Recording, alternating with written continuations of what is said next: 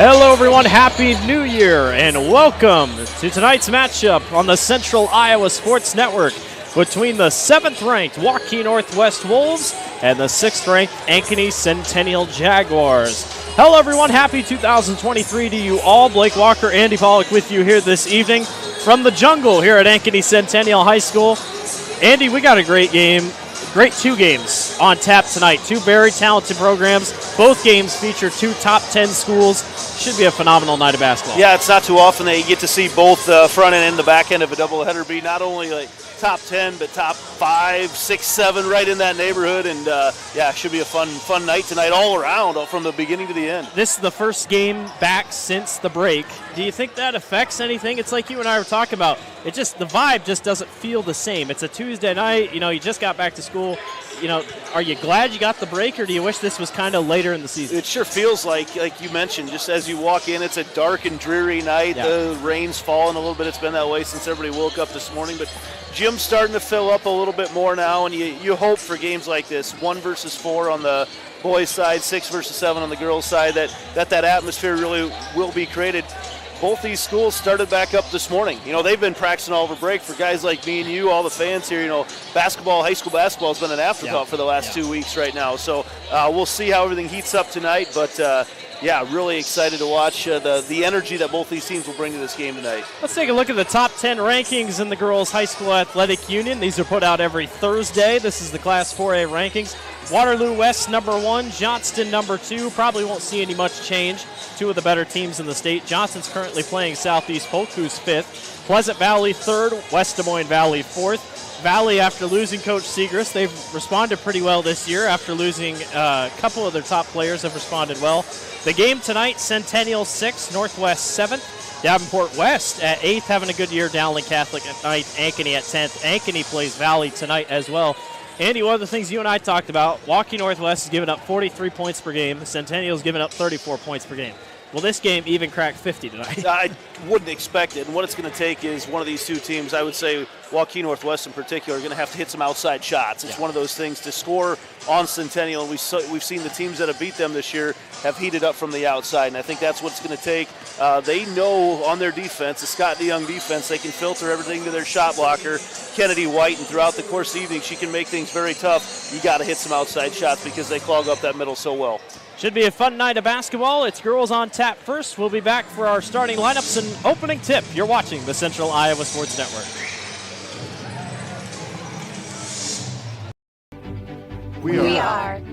We are so much more than an energy company. We are connectors, community protectors, and clean energy leaders. We are job creators, friends and neighbors, stewards of your dollars and savings. Yes, we are so much more. We are the energy behind your everyday, and we are obsessively, relentlessly at your service.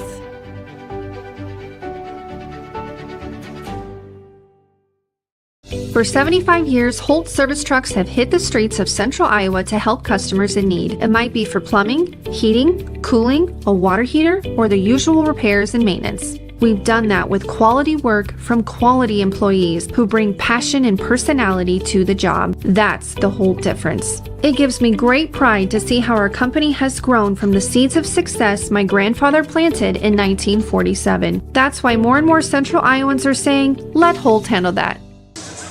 Welcome back to the Central Iowa Sports Network. Ankeny Centennial 6th ranked in Class 5A, taking on 7th ranked Waukee Northwest at 4-3. Jags 8-3. Ankeny Centennial averaging 56 points per contest. Northwest just 47. Jags giving up 34 points per game. Waukee Northwest giving up 43. Last 5 games for Northwest: win over Urbandale, losses, back-to-back losses to Ankeny, Southeast Polk, wins over Waukee and Des Moines Lincoln. Centennial has won 3 of the last 5 as well, wins over Waukee, Ankeny, Ames, losses to Johnston and Valley. We're going to send it down to our PA announcer for our starting lineups. You have entered the jungle, home of Jaguar basketball. Let's meet the officials for tonight's game. Travis, Carroll, Chris Lynch, and Michael Loyler.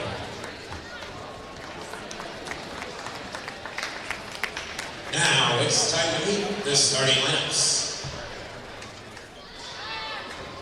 First, Losing Wolves. At guard, a 5'5" senior, number 2, Kiala Madison. At guard for the Jaguars, a 5'8" sophomore, number 4, Jalen Perrette. At guard for Wolves, a 5'6" senior, number 4, Murray Barnes. And at guard for the Jaguars, a 5'8" sophomore, Number 5, Maya Crawford. At guard for the Wolves, a 5'8" junior. Number 14, Josie Oneko.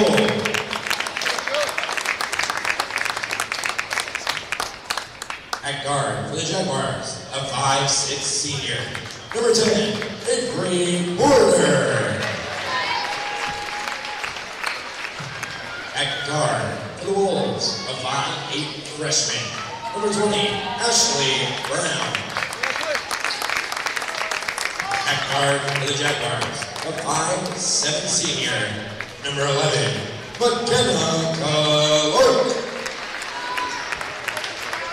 And at forward for the Wolves, a 6'1" junior. Number 34, Sadie Moss.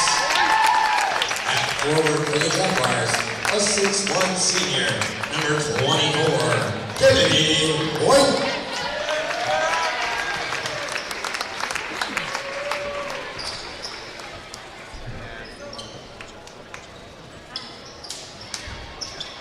Now, to honor America and those who have served along with their families, we ask that you please rise and remove your hats as we turn and face the flag for the playing of our national.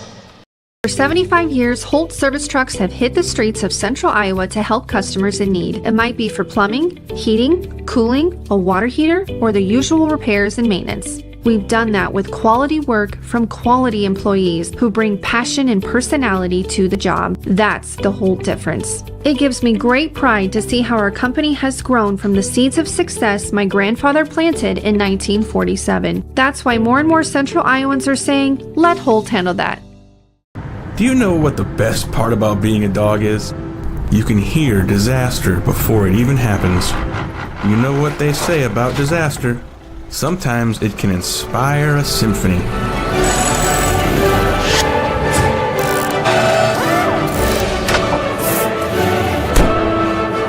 An honest day's work deserves an honest day's treat. No extra charge. And that is why we choose Honest Wrenches.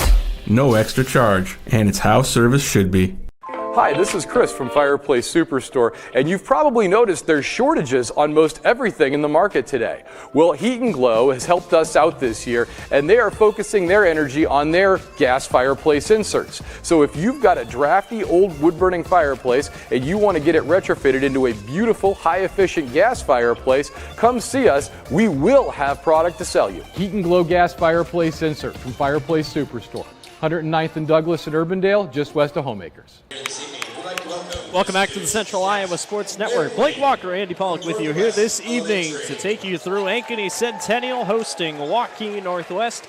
Two top 10 matchups on the docket tonight. And first up, number 6 Centennial taking on number 7 Waukee Northwest.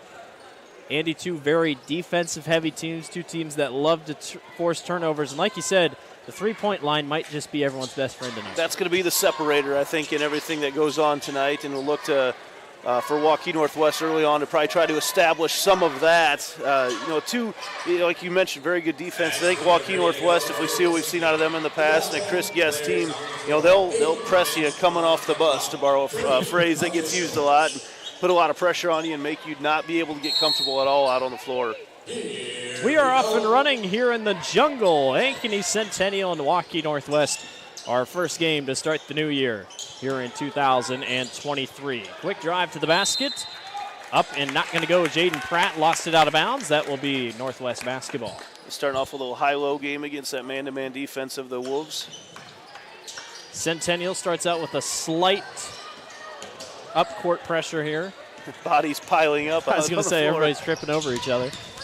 Northwest will try to get set going. Northwest in all black, blue trim. Centennial all white, black trim. Under the basket. That one's not going to go off the glass. Rebound taken away by Centennial.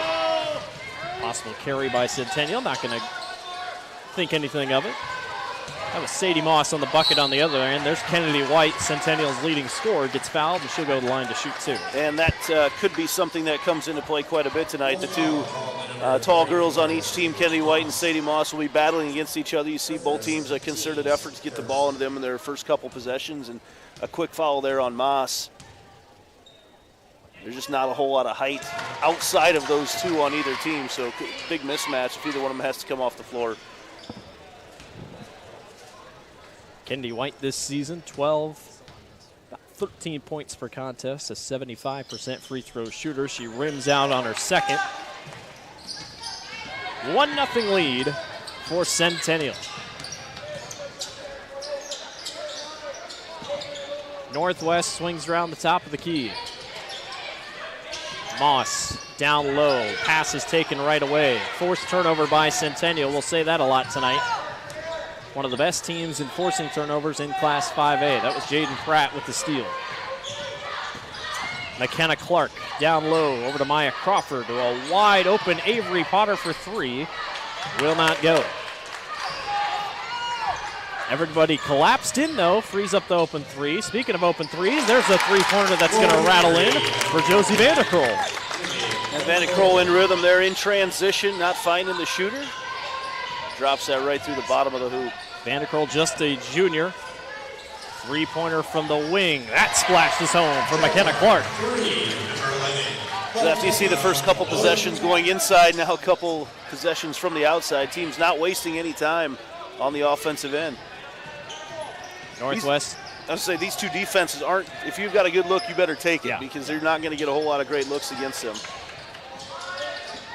Couple early three-pointers here for both teams. Moss got fouled. It was going to count, but she cannot get the end one to go. She'll go to the line to shoot two.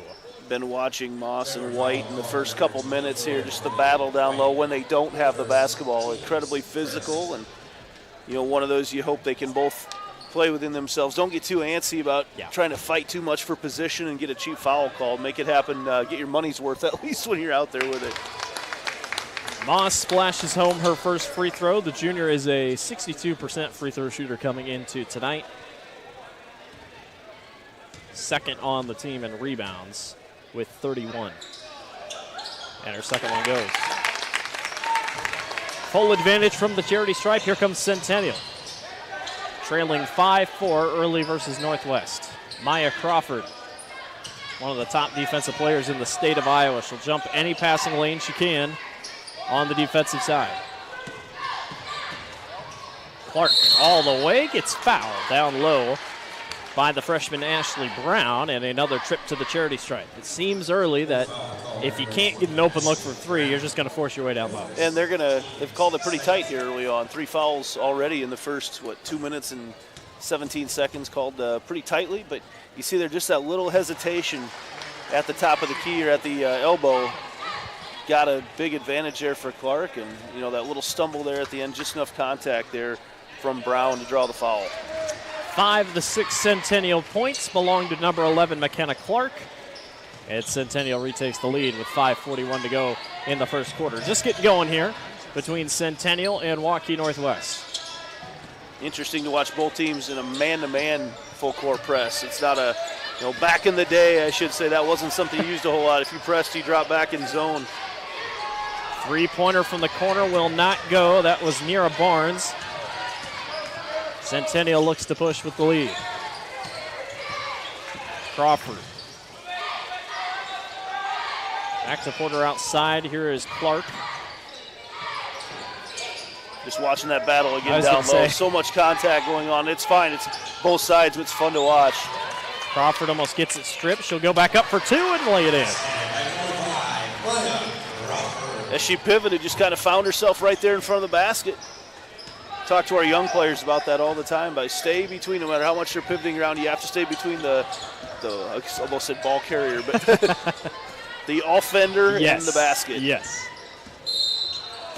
Tough bump. They're going to get the foul on Crawford. I think she would have been fine, but she reached in there late, and that reach in is where they dinged her for it. And again, the fouls continue, and I think they're legit fouls. Oh, yeah, I believe it. A lot of contact so far. 2 fouls apiece for both teams.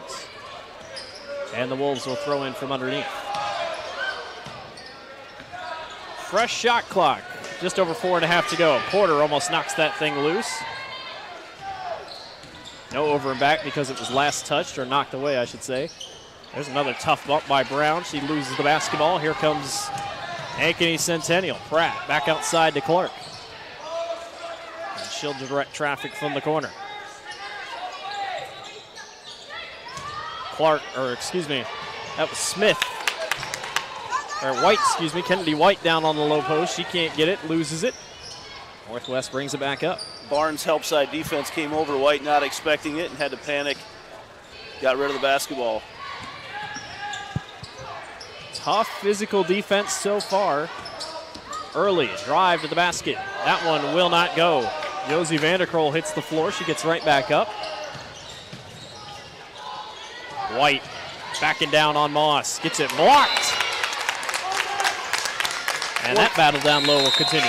And you and I have seen both these teams play throughout the course of the year, and Kennedy White in particular, she's so much better when she catches the ball close to the basket. And right now, Moss is doing an excellent job of making her. It's outside the lane. She's got to catch it and has to take a couple dribbles to get it in. That gives everybody an opportunity to come in and help, and made it a good look so far for the Wolves underneath. Pratt turns, won't go. A little bit of contact we play on. Northwest tries to go all the way back down the floor, but Tilly Smith, who just came in from substitutions, able to stake it away. Porter travels with it. No, jump ball. Should be Northwest ball, and it is. Kind of lost it on the way up. They were going to say that somebody else was holding on to it. It would have been fine with any call. I was going to say any. Just it was either right. a travel or something. I like how they're trying to work their press break right now with Moss. They have her come down, and it draws out the Centennial bigs, pulls them down into full court, keeps them out from underneath the basket. And Northwest only scoring 47 points per contest. It's not like they're a run and gun team, as there's a foul down low on Pratt. And Moss will go back to the free throw line. She sunk two earlier. Well, Moss able to catch it like we talked about with White on the other end. Now Moss able to catch it really close under the basket, goes straight up. And Pratt, while she looks like she's straight up her feet, her keep working forward, and a lot of contact there as Moss goes up for the shot. Moss' first free throw will not go. Has a little bit of a hop in her free throw form, but whatever gets the job done for Sadie. Trying to get this thing back within two. And she misses both. Pratt with the rebound. And now Northwest thought about a little bit of a press. Backs off.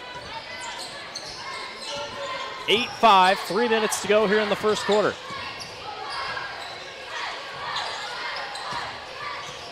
Pratt, step back three, hits it.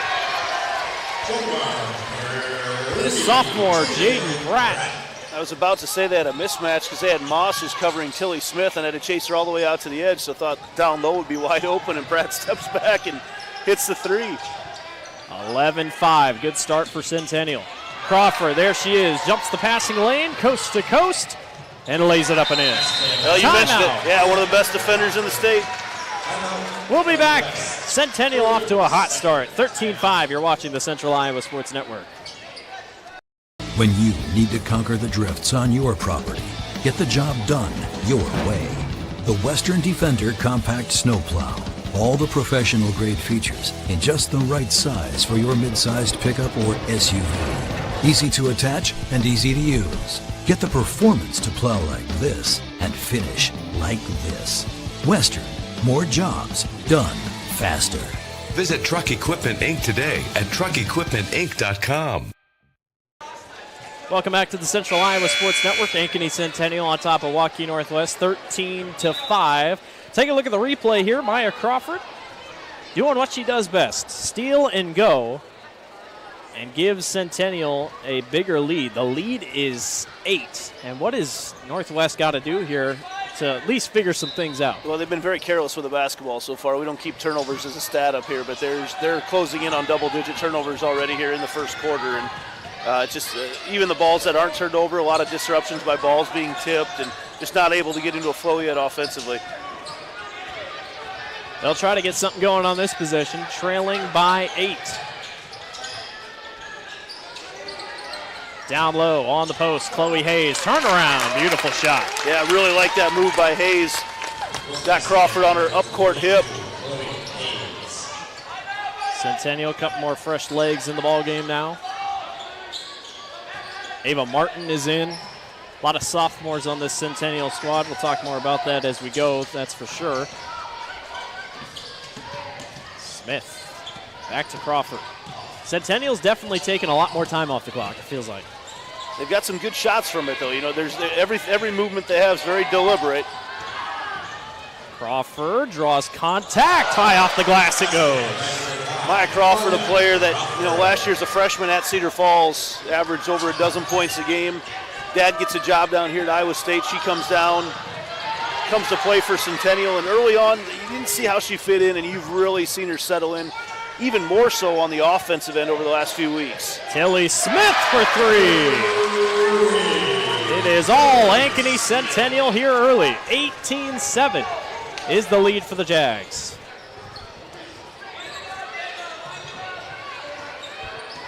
Madison will walk it up court and get it across the timeline. Under a minute to go here in the first quarter.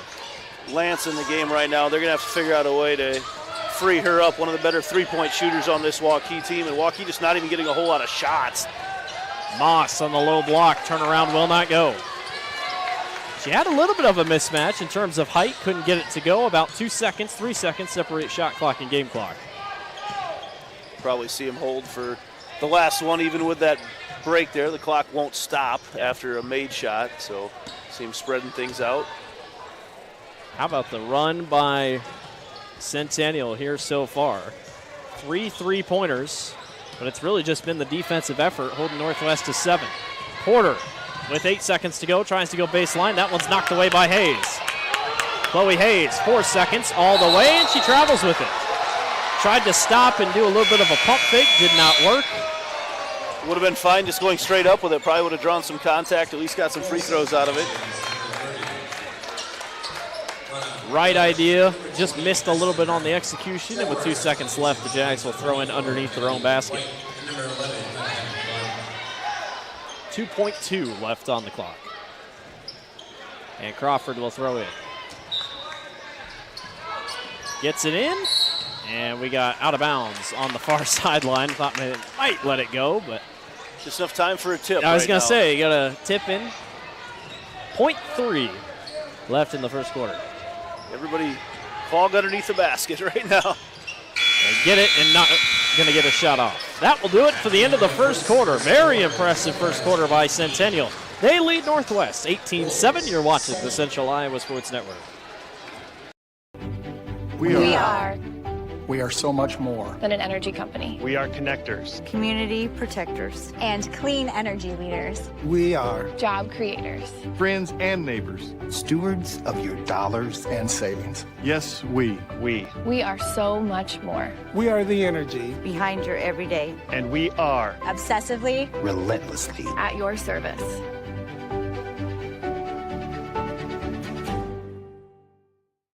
For 75 years, Holt service trucks have hit the streets of central Iowa to help customers in need. It might be for plumbing, heating, cooling, a water heater, or the usual repairs and maintenance. We've done that with quality work from quality employees who bring passion and personality to the job. That's the Holt difference. It gives me great pride to see how our company has grown from the seeds of success my grandfather planted in 1947. That's why more and more Central Iowans are saying, let Holt handle that.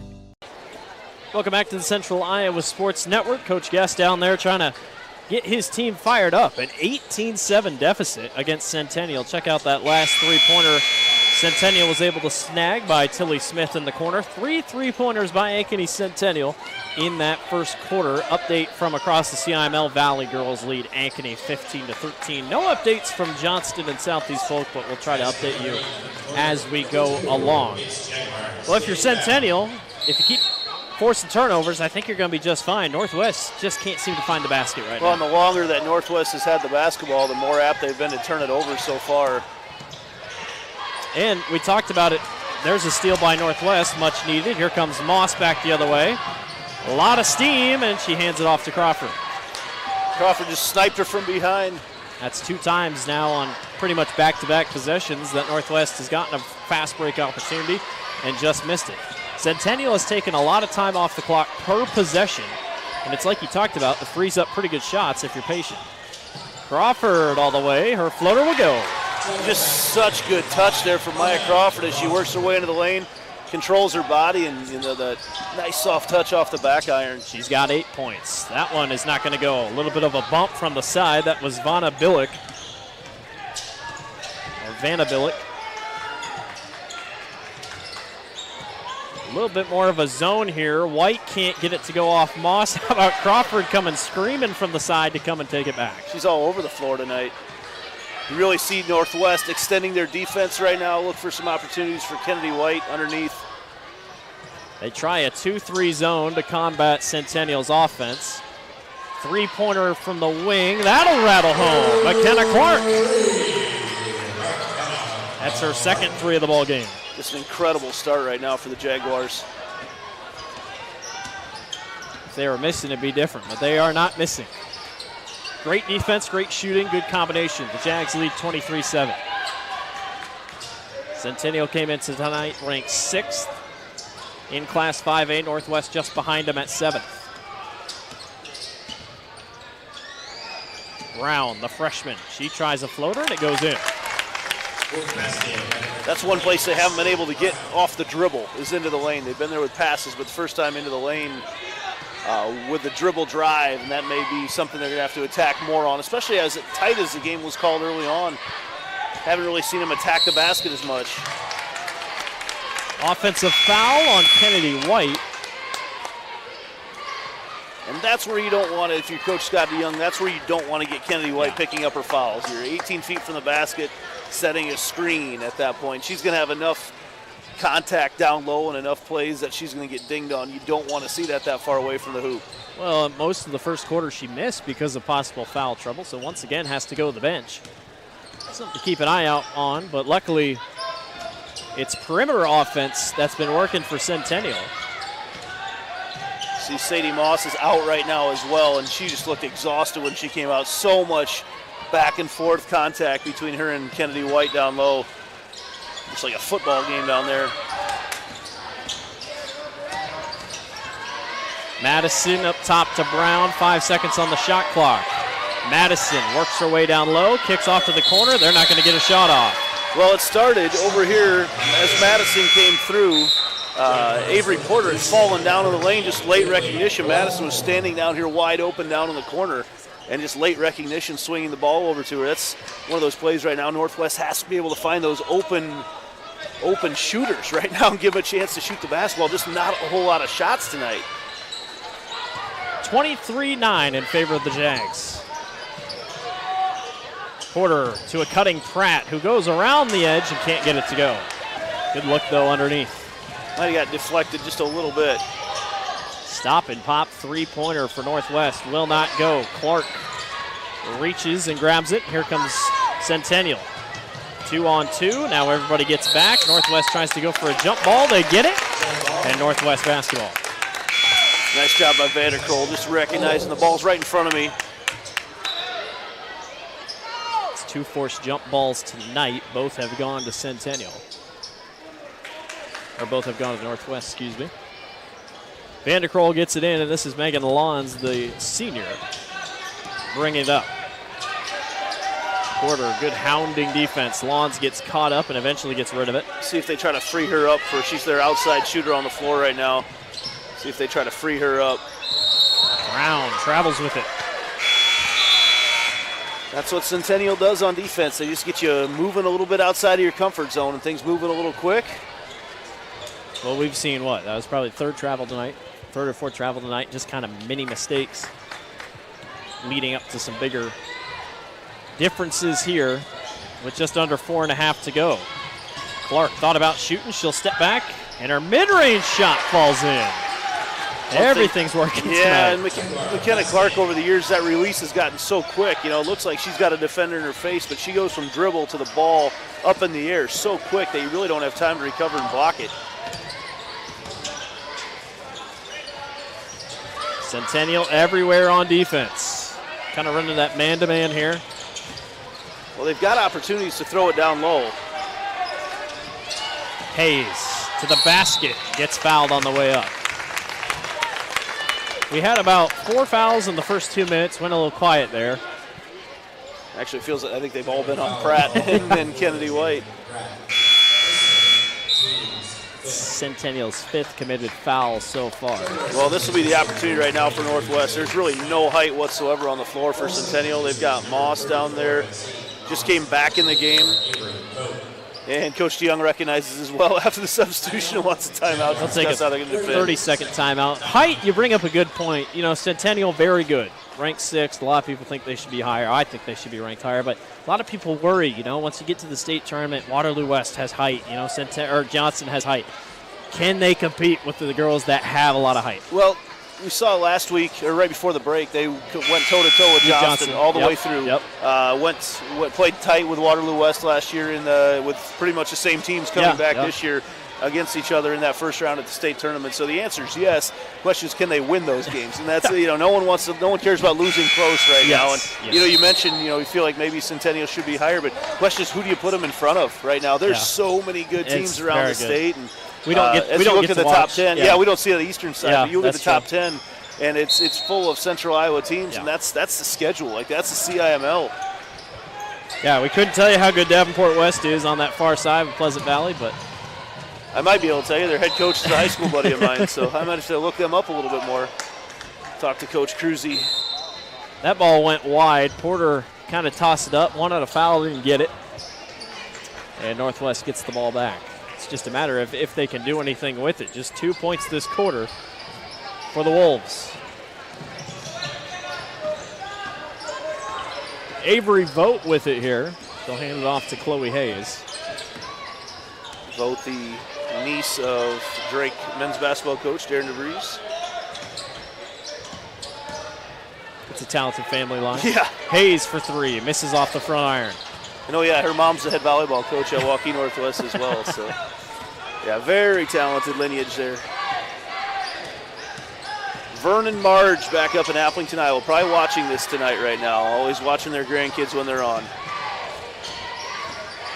Crawford to Smith. She made a 3 earlier, knocks down another. This is an interesting development right now for Centennial, because Tilly Smith really not much of an offensive threat throughout the course of the year, and she's not hesitated at all. And that wasn't really even an open look. She just rose straight up to shoot that shot. New year, new Tilly Smith. Centennial will take it, 28-9. Northwest on top. Just over 2.5 to go. Northwest trying to get something going, and we're going to get a blocking foul down low on McKenna Clark. Maybe a way for Northwest to creep their way back into this one at the free throw line. They're not there yet, but just you see as they work that baseline, Centennial has always liked to use that baseline as another defender right now, and tonight they're calling that. So they kind of force their body in there a little bit more, and they've been calling those fouls. Moss, top of the key. 2.5 to go here in the first half. All Northwest here. Lob down low. Moss on Crawford. And Crawford fouls Moss as she goes for a turnaround layup. Again, just the constant banging down low, and Moss creates a little bit of separation with the elbow, and then when she goes up, Clark right there with her, but just a little bit, Crawford, right there with her, but a little bit of a slap on the wrist. And that's enough to alter the shot. 7 fouls by Centennial, just 2 committed by Northwest. But honestly, Northwest really hasn't had a chance to foul Centennial, it feels like. Yeah, that's one of those things. You're right. You look at that as being a very positive thing, but at some point, that can be kind of a negative thing too. It allows you should be able to ramp up your defensive pressure a little bit more and catch up to them. And hey, fouling every once in a while. Y'all got 5. Give them a chance to go out and play harder defense. Moss rattles in her 3rd point of the night. All 3 have come from the charity stripe. The lead is 18 for the Jags. And there's really been no dominant player tonight for the Jags. Pretty much even across the board. Clark draws contact, and a really well-done play by the senior to go to the line. Clark would be one of those players right now that's looked very good tonight. You mentioned no one truly dominant, but Clark, just a little bit of extra hop in her step tonight. I'd say also Maya Crawford, what she's done defensively, and it translated that into what's happened on the offensive side of the floor as well. Clark knocks down our first. One of just a couple seniors on this team.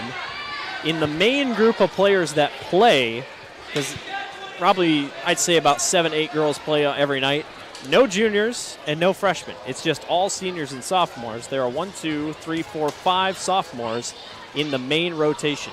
Yeah, no juniors even on the roster here at Centennial. So this year should be good no matter what, but next year circle it for Centennial. Clark, high pass down low to Pratt, And they're going to say it was last touched by Centennial. And Northwest is going to put in. Get your score sheet ready. Yeah, all new starting five. Completely new starting five. You know, these are two teams at the lower levels, too. You see some good talent coming up. There are some good freshmen, some very good 8th graders all along as well. And Johnston, another one of those teams right now at their lower levels, some super talented, not only freshmen, but 8th graders as well. And we're not just talking like talented, a couple girls that can handle the basketball. We're talking difference makers. And it's been fun to watch with having kids that age, too, and fun to watch everybody grow up playing each other and some great battles. Billick up the floor, no travel called. 29-10 lead for Centennial. Pretty much the best first half you could ask for if you're a Jaguar fan. And you're currently holding Northwest under what you're averaging giving up on defense all year. Madison for 3, rattles out. And nope, just out of bounds. Good job down there by Katie Rush, got herself in position, the sophomore coming off the bench. Got herself in position to really box out Blackmore, and one of those probably could have been called a foul either way, but they gave the ball to Northwest. Just not enough, I guess, to call a foul, but had to give the ball to the Wolves. Blackmore in for Centennial. Haven't called her name a ton tonight. She is quite the shooter, though, when she gets open. Ashley Brown, the freshman, had it there for a second. She'll hand off to Vanderkroll.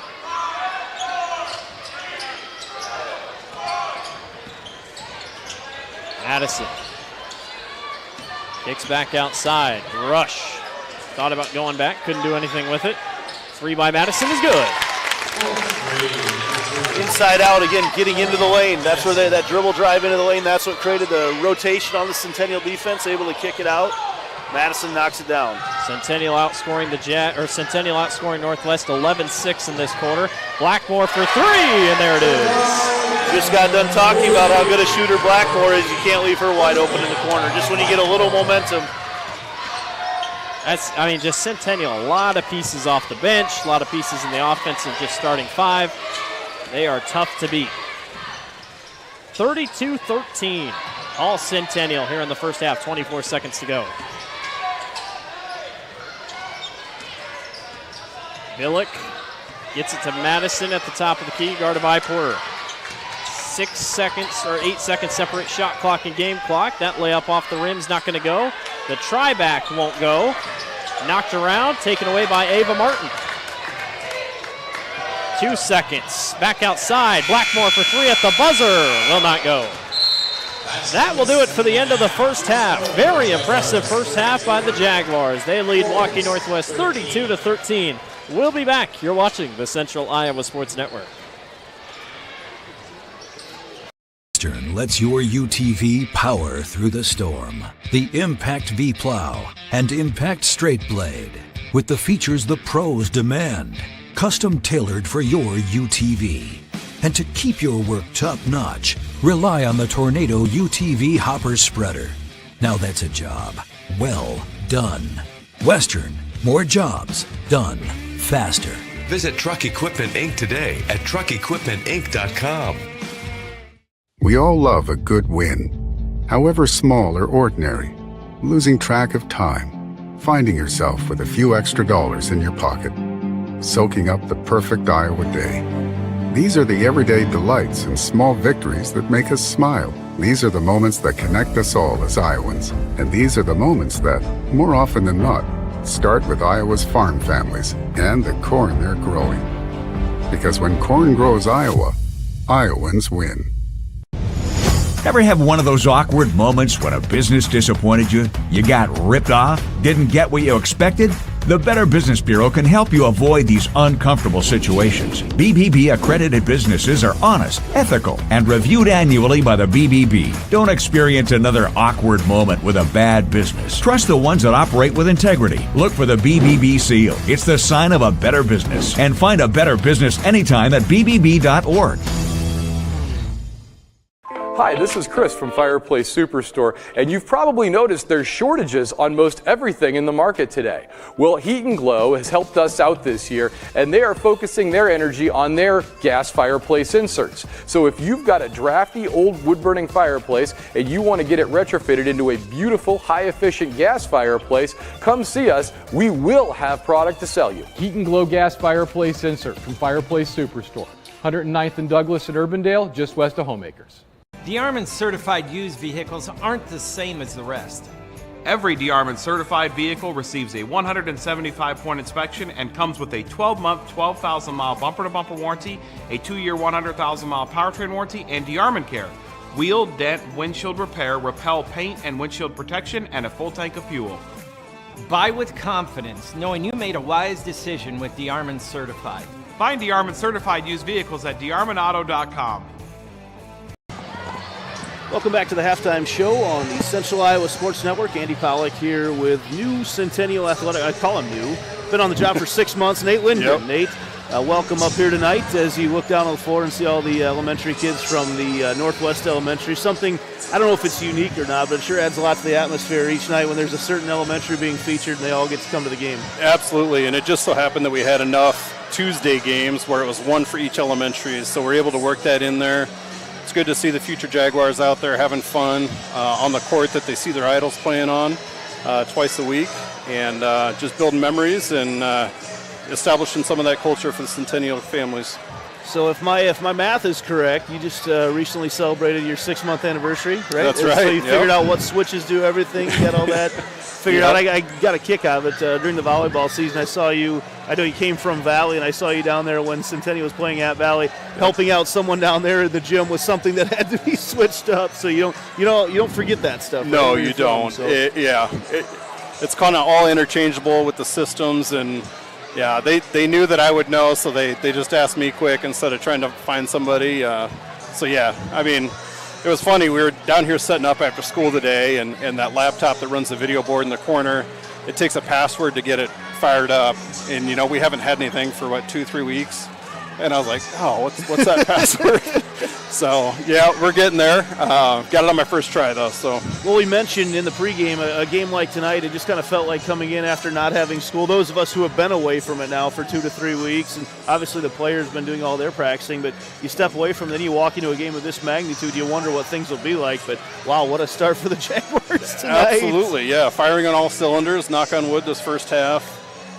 Really good execution, a lot of effort and hustle plays to get a 19-point lead here at halftime. 32-13, the Jaguar Gals lead number 7 Waukee Northwest here at the break. And Nate, so we mentioned you've been on the job 6 months, enough to get through basically 3/4 of the sports, right? That you got to see. And actually, I know you were hired in the spring, so you've been on the job that long. So you've had an opportunity to kind of see everything along right now and go through a state title in girls soccer in the spring, and then move to the summer, which is a set of challenges in and of itself when you don't have any support staff around to get everything done. You do it all on your own. But it was quite a fall for Centennial Athletics. It was. Yeah, a lot of positive things. A good group of underclassmen and a great foundation for the senior group to end their fall campaigns with.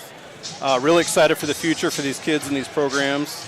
To touch on the spring sports, that's the one season I haven't experienced yet. Got hired last April or May. Was around for soccer for a few games, and then obviously baseball, softball season. So Blake and I were in the office last week working through break a little bit, and we started running some reports for registration for spring sports. We did girls track. 267 girls have already registered for spring track. That's 8 through 12. So it's very positive. That's a good sign. I'm excited to watch the kids compete this spring. We'll have a ton of participants across, both boys and girls soccer, boys and girls track, golf, tennis. So really looking forward to that. Well, now I'm curious, having a child of my own out for track, has there been any movement on the head coach search right now for girls track? Yeah, so I had that open through the 30th of December. So I'll reevaluate this week and see what candidates we're going to pull in for interviews. Got a group of kids that I want to involve, along with some of the assistant coaches, and then some of us admin will be another group. So we'll get that ironed out and be excited for whoever we get. Well, and the boys track team I know has some very good talent returning as well. Real quick before we go back to the commercial break, your winter sports season right now, you can't imagine things starting off any better than what they have when you look at the boys basketball team. Wow, I can't say they've come out of nowhere because they had some pieces returning, but what a start for them. Yeah, absolutely. And I think, when the CIML kind of shifted in its formation and we went with, the suburban 9 schools, we knew that it was going to be double headers and it was going to be a grind, and every team is very difficult to compete against.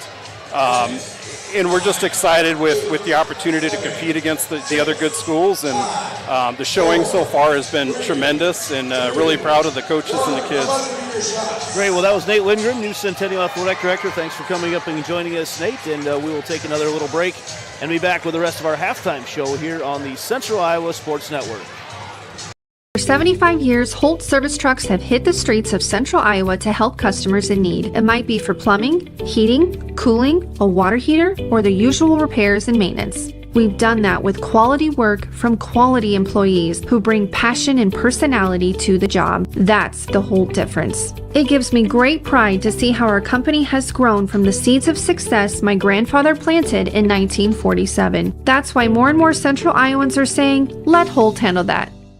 DeArmond certified used vehicles aren't the same as the rest. Every DeArmond certified vehicle receives a 175-point inspection and comes with a 12-month, 12,000-mile bumper-to-bumper warranty, a 2-year, 100,000-mile powertrain warranty, and DeArmond Care. Wheel, dent, windshield repair, repel paint and windshield protection, and a full tank of fuel. Buy with confidence, knowing you made a wise decision with DeArmond Certified. Find DeArmond certified used vehicles at DeArmondFord.com. Western lets your UTV power through the storm. The Impact V Plow and Impact Straight Blade, with the features the pros demand, custom tailored for your UTV. And to keep your work top-notch, rely on the Tornado UTV Hopper Spreader. Now that's a job well done. Western, more jobs done faster. Visit Truck Equipment Inc. today at truckequipmentinc.com. Welcome back to the Central Iowa Sports Network. Second half, ready to get going. Ankeny Centennial leads Waukee Northwest 32-13 after a very, very impressive first half by the Jaguars. Scored 18-7 in the first quarter, then a 32-13 score.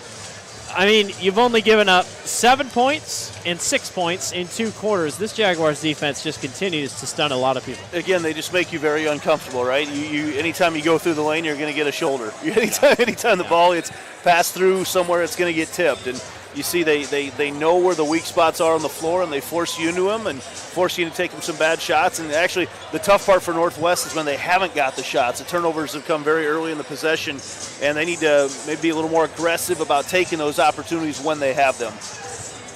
Big statement win tonight it would be for Centennial to move to 9-3 on the season. Centennial's ranked 6th in the latest Class 5A rankings that came out before we went to break in December.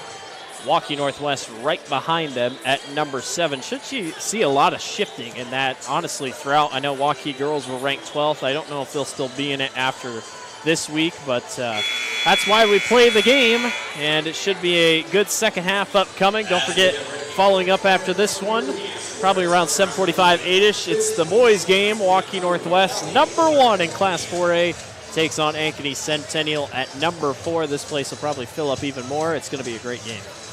Well, and you mentioned the rankings. We've talked quite a bit about that tonight, and I know a lot of people, the old school way of thinking is, the rankings don't mean much, right, till the end of the year. Well, they do, actually, because these rankings are what they use. It's kind of like when the college football playoff rankings come out. These are the rankings that they use to put the seedings together for the postseason, and so it'll be interesting to see on the girls' side as these teams continue to beat up on each other, how reactionary they are as they put that together, how much movement will be if a team happens to lose 2 games by a point in a given week or something like that. How's it all going to flow? If the season ended today and Centennial got all the way through their sub-state, they would be the 6th seed at the state tournament. There's McKenna Clark. She had 11 in the first half, gets us going with a quick 2. A great start for her. Muscles through a lot of contact to put that in. Northwest trying to get something going. And really no top lead scorer. Madison has 3. Vanderkroll has 3. And Moss has 3. Those are the top leading scorers for Northwest. There's Brown. The freshman gets all the way to the basket and puts it up and in. She's got 4. Snuck around that weak side, and as she came through, no one recognized it and come over on the help. You don't usually have to help out Maya Crawford, and she got hung up a little bit on some contact. This game about on par for what Centennial does defensively, only giving up 34 points per contest. Even against the #1 team in the state, they only gave up 46 points to Johnston. And that's a very talented, high-scoring offensive Johnston team. Even Ankeny, gave up 52 to Ankeny, but still. Tough offenses they're facing. Madison for 3. That rattles out. Crawford with the rebound. So quite the fall, but we play on. Crawford wide open for 3. High off the board. I was going to say, when are they going to call it out? They do eventually. Caught the... Now, I'm not sure in the past. I don't think that would have been out of bounds, but definitely caught the shot clock up there. Doesn't seem like these teams have their legs about them yet coming out at halftime. No. Just a kind of slow-moving, murky game so far. They've gotten open looks, both teams have. Vanderkroll with it, hands it back off to Brown, the freshman. Madison, another corner 3. That goes. Her second 3-pointer of the night. Good play design. Start over here, get all the defense to this side of the court, and then as they drove in, she drove in, able to swing it all the way across the court to Madison. Now Jaden Pratt on the floor. She took a She's down. hard tumble to the ground after it's like she's holding an arm. After a bit of a trip by Madison, and coach is going to come out and check on her. She is in pain holding her left arm, left shoulder. She'll walk off on her own power. Just kind of a wrong place, wrong time. Tilly Smith will check in. They'll check on Pratt. And the sophomore will go to the bench. She has 3 points tonight. Actually, she will go back to the locker room, it looks like. Pratt, very talented multi-sport athlete, all-state volleyball player, has several Division I offers for basketball. Oh my goodness, Crawford checks right into Vanderkroll. 3-pointer by Tilly Smith will not go. Moss back the other way. She'll lay it up and in. Boy, I had just turned back to see what Crawford did, and now both teams are getting very aggressive. Yeah, everything's got amped up all of a sudden over here. Now we're seeing elbows going at each other.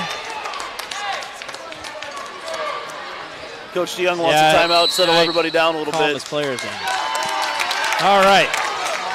What are they going to take, 30? Yes, they will. 30-second timeout. Northwest gets it back within 14. I guess Northwest is going with the let's get in their head a little bit. Well, you mentioned, before the lack of fouls that they had in the first half. They definitely there's some wiggle room, right, for how they can play defense and where they can go with it. And as you look at it right now, they've amped that up here over the last couple minutes and moving around the floor. There's more room for contact out there. They've got nobody in any sort of foul trouble. You might as well get your money's worth. Northwest has 1 foul. Centennial has none. And we'll all take a step back and breathe a little bit after a wild couple of first minutes. Pratt gets back into the ball game. Take a look at the replay here. This is Moss' basket here. Yeah, just got that in transition. She was still back from the full court press, and Centennial missed the long 3, got the long rebound to go with it. Yes, Pratt is back on the bench. Looks like she's got good movement in her arm. Seems like she'll be okay. Brown. Back outside, Barnes for 3, won't go. Crawford looks to push.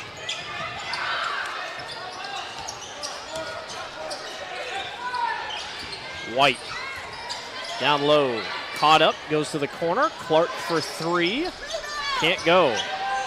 Now Centennial struggling to find a bucket. Porter gets it back and gets fouled. Good hustle there on the floor. McKenna Clark all over the place down there, and the ball just kind of sat out in the middle of the floor for a long time. Everybody's boxing each other out, no one able to go grab it.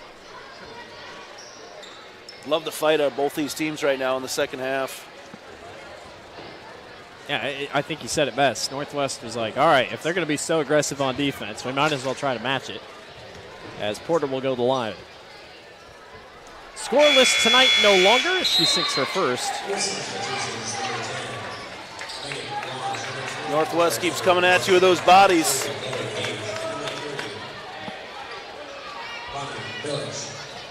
One thing about Centennial I love, almost every girl in their, 7, 8 girl rotation pretty much scores every single night. It's hard to find a night where they all go without not scoring.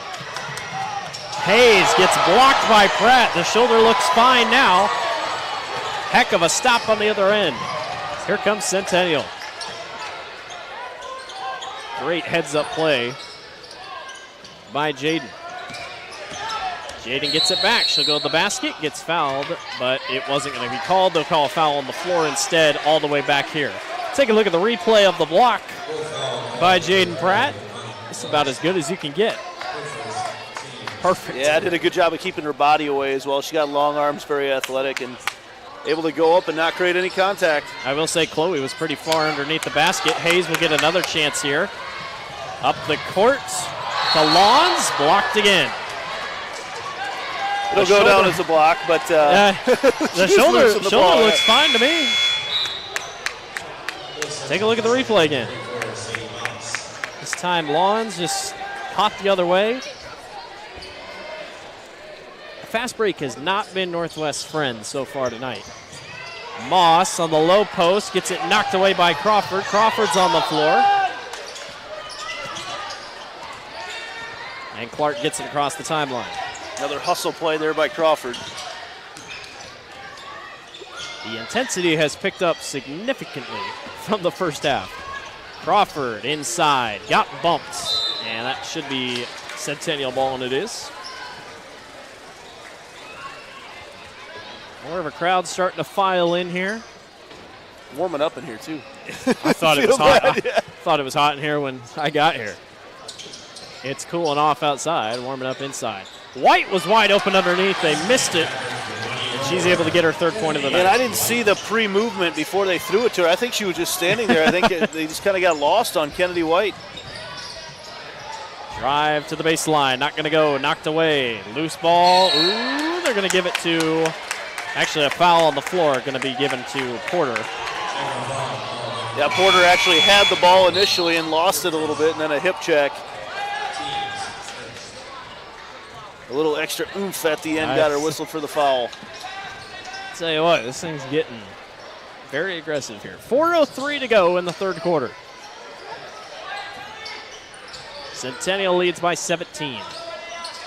Nice backdoor cut off the glass and good. Avery Vogt. Just shifting a little bit. They've had success when they go across the lane with things. Now, even though they had the ball at the top, Vogt came across the lane, got Centennial to overplay it, and got herself a layup. That one knocked out. Centennial ball. Looks, I feel like we haven't seen a lot of half-court sets here this half. It's been a lot of up, back, up, back. Yeah, the thought that the shot clock may change a lot of things wouldn't be any impact at all tonight. Which, and in terms of a game of stamina, technically Northwest is better suited for how many girls they play. It just depends on how well Centennial has conditioned their girls to run up and down the floor, which don't seem to have a problem so far tonight. Lawns, back to Moss. Her mid-range jumper will go. Almost thought she got away with a travel there before she took the shot. She hopped into her shot. You see her do it at the free throw line. Haven't seen her do that out on the field yet. The lead is 13. Northwest trying to crawl back into it. I think the lead was 18 at one point, if I'm not mistaken. Well, you see the defensive intensity from Northwest has really ratcheted up. They've been the disruptive ones here in the second half. Under 3 to go in the third quarter. Pratt steps back, fires a 3, rims out. Moss on the rebound, rips away, and oh my goodness, they're going to get a foul on Crawford.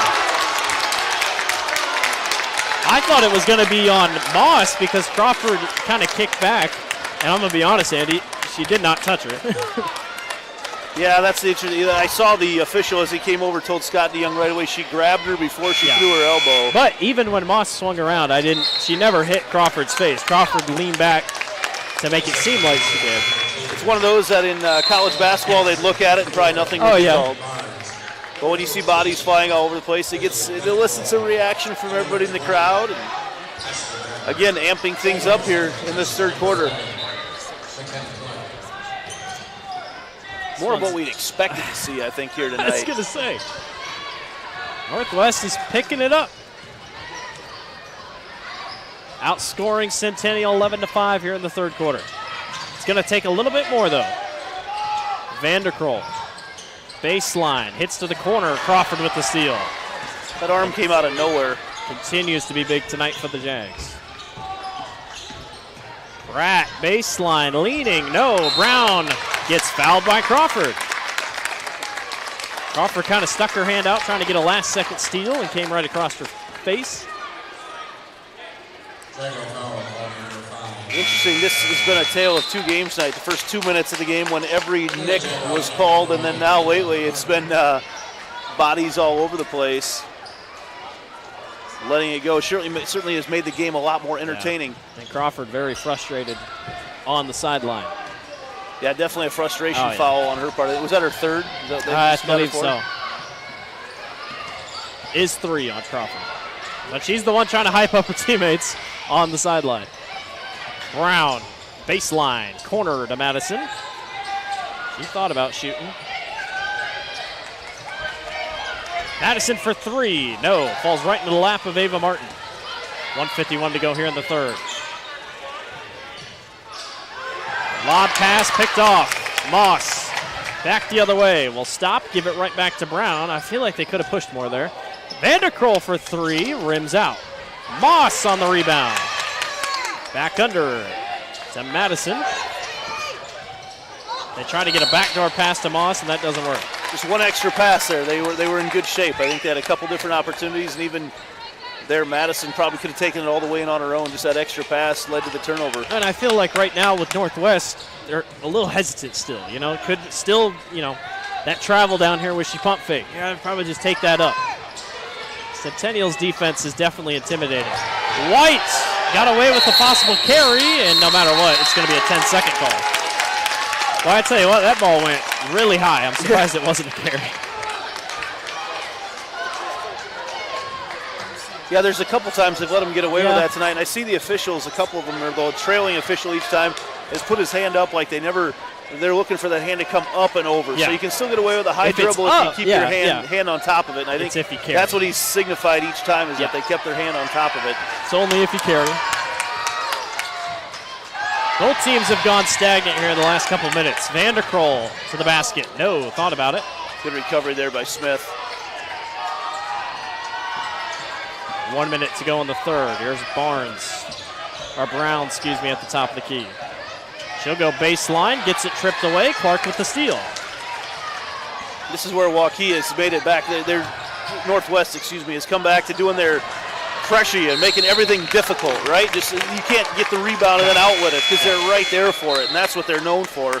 And they've been much better about doing that here in the third quarter. I think Jaden Pratt just yelled to her team, we got to settle down. I think that's everyone right now. Everybody's just kind of up on edge, and nobody's scoring. I mean, it's just kind of a little bit of a standstill here between these two teams.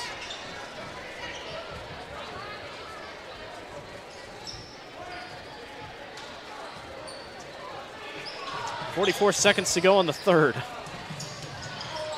Full court to the corner. Hayes thought about a 3. She'll go baseline. Spinning. Gets blocked. About 1 second separates shot clock. I'd say about .7. I was going to say, it's close.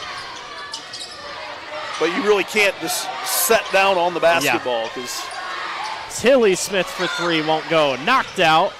Rebound. Knocked around and all the way down court. Here comes Billick. Off glass, blows the layup, gets her own rebound though. Jump ball, and it will be Northwest ball. Fast break opportunities have killed Northwest tonight. They just can't seem to get it figured out. And it's not like really Centennial's come back, hustled back, and been disruptive on them. They've just been kind of tentative. She took a couple stutter steps right before she put it up. I hate to say it, but it's probably it's an intimidation factor for sure.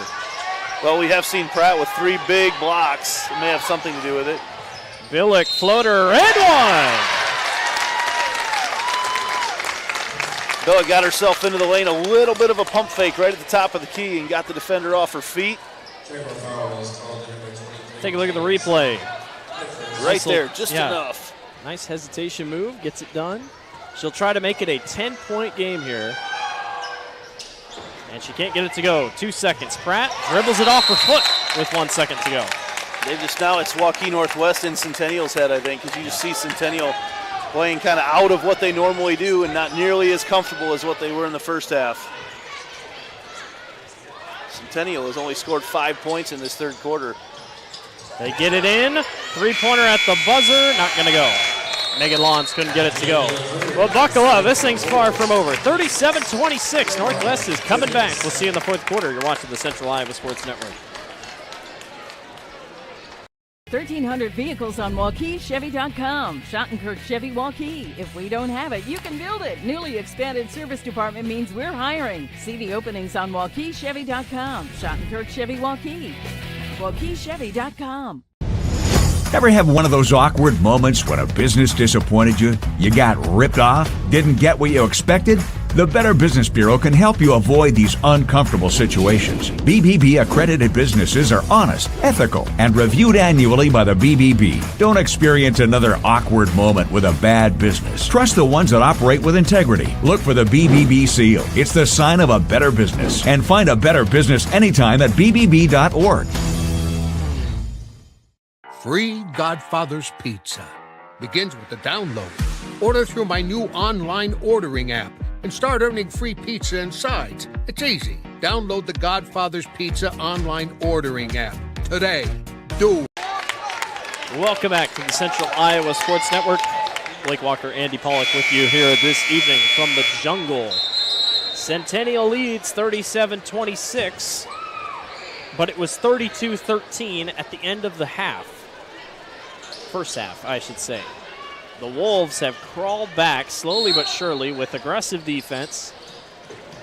And right now, it's pretty much anyone's game. Northwest, both teams kind of went stagnant there in the last couple minutes, but this is going to get wild here in the last couple minutes. See how they continue to call things. You know, a team that's behind, you can be very aggressive going for steals. As you see, Pratt finishes in the lane there, but you can be really aggressive going for steals right now because they've allowed them to be here in the second half. Pratt with just her first basket since the first quarter. She's got 5. Northwest probably going to try to elevate their play back to what it was in that third quarter. The lead is 13.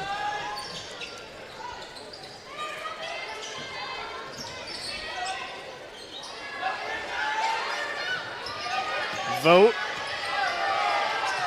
Kicks over to the corner. 5 seconds on the shot clock. Spinning, turning. No.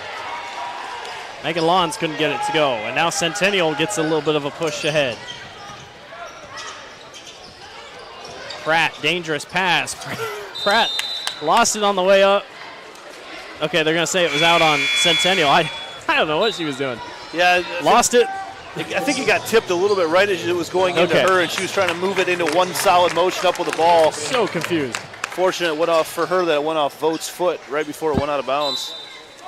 Maya Crawford is still on the bench. She has just 3 fouls, but still has not come back into the ballgame. Maybe Coach Young was just letting her cool down a little bit. Porter, nice move. She'll go inside and get around Moss for the layup. That's a heck of a move by Avery Porter because Moss in there, an intimidating shot blocker. Her long arms were all over the place, able to go around her. 4 straight points here to start the quarter, about what its Centennial needed to do if they wanted to come away with this one. Wide open is Vanderkolk for 3. Off the front iron. And they get the rebound back. Sadie Moss has been fun to watch play, not just this year, in the years leading up to this too, because she works very hard out there. Vanderkolk tried a high one off the top of the glass, and it did not go. 6 minutes to go in this one.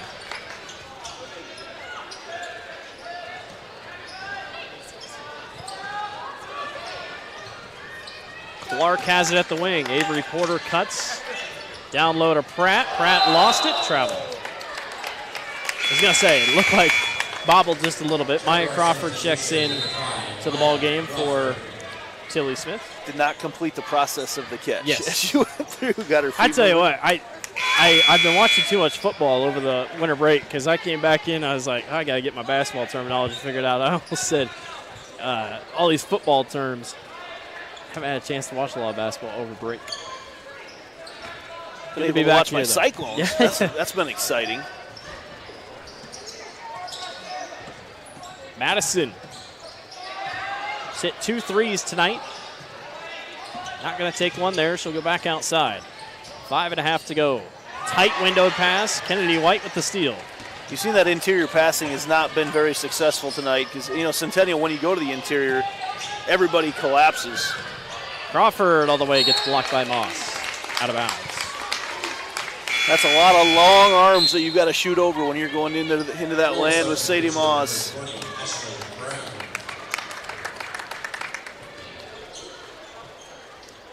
Good response to start this quarter by Centennial for all things considered.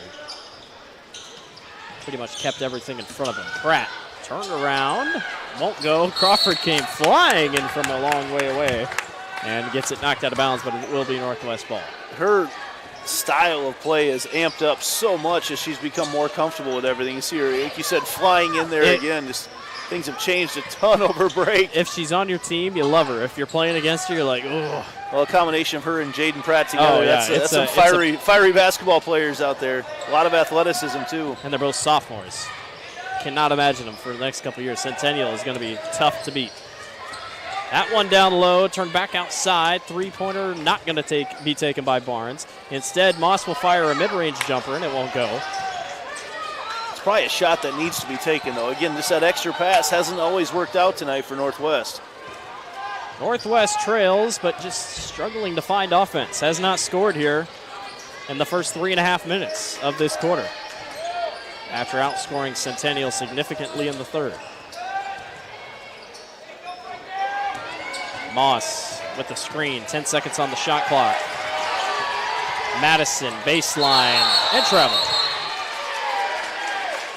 Again, that defense by McKenna Clark, as she goes in, as Madison drives in, it looks like it's probably going to be a foul, but Clark gets herself in a position where she's straight up. Like there's contact there, but there's no verticality, no displacement going on, and they'll let you do that. You see the hands don't come down. If you're a young player watching it, the second those hands get down to kind of gather on the offensive player, that's when the foul gets dinged. But she stays straight up.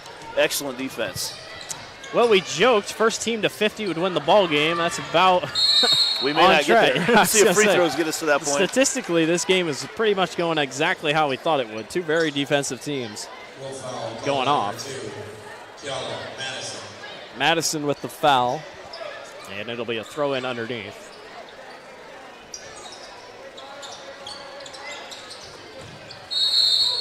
And another foul. We're going to see it was a shooting foul, so Crawford will go to the line. Maya tonight, 8 points, has not scored here in the second half. She'll try to change that here. I just realized every Centennial player has the same exact shoes on.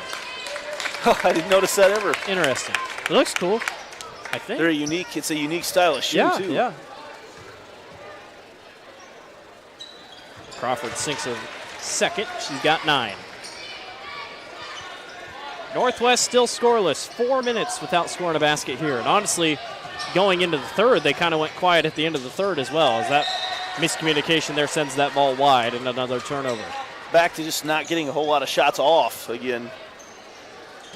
You mentioned Centennial with having a lot of players that can score and quite balanced throughout. The one thing I think that this team needs, though, is someone that can take over in crunch time, and that's what you see with Johnston out there, with Waterloo West. They've got the one player that you want the ball in her hands at the end of a game. So that's where Centennial wants things right now. That player's probably McKenna Clark at the moment, but certainly I think you could make an argument that Maya Crawford would be that player as the season goes on.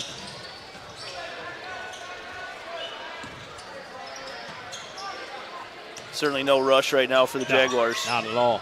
Crawford holds at the top of the key. 8 seconds to go on the shot clock.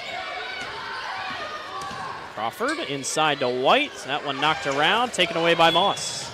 No, taken right back, but she stepped on the line.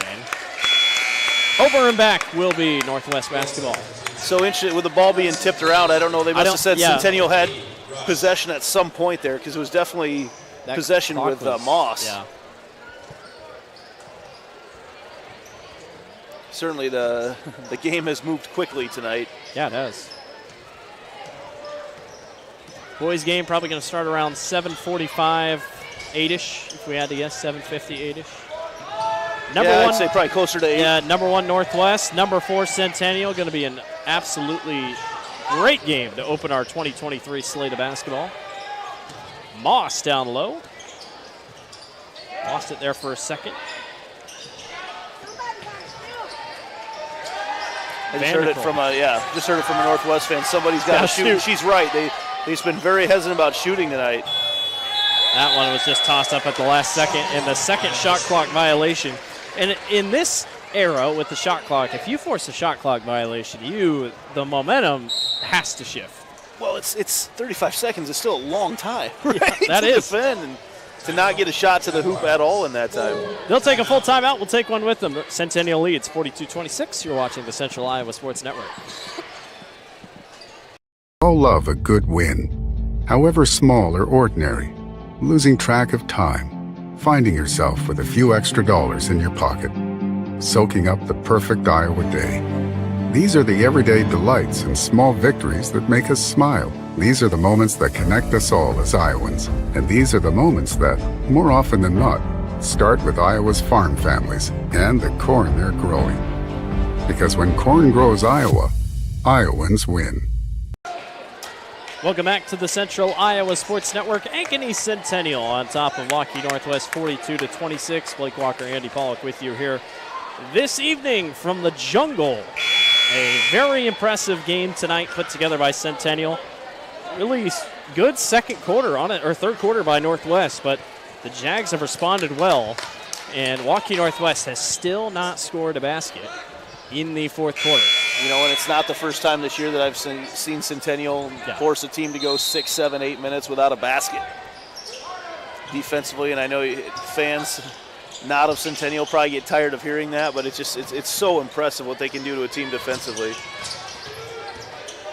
8-3 on the season, and you're probably wondering, how does a team like this lose? Well, most of their games have been I know. Ankeny, Valley, or who are their losses? Valley and Johnston. And Southeast Polk, maybe? No, haven't played Southeast Polk yet. It's oh shoot, can't think of it off the top of my hand, but either way, very, very impressive by Centennial overall this season. Dowling. Talked about it before. Dowling by a point.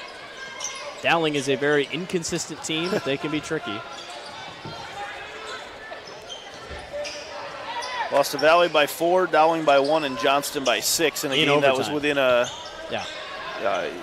a game that was very close all the way to the end. Any game that they played, I mean, could have been flipped easily. So this is a very talented team.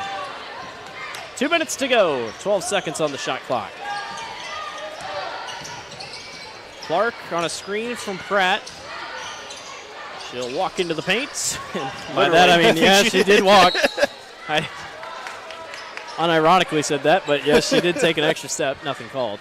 Out of bounds, it'll be Northwest ball. Interesting right now. I really thought you'd see Northwest kind of come after trying to get a turnover more aggressively. They really haven't. Almost looks like they've conceded here towards the end, down by 16 with about 2 minutes left. Still looking for that first basket. Hayes lost it. That's going to be close.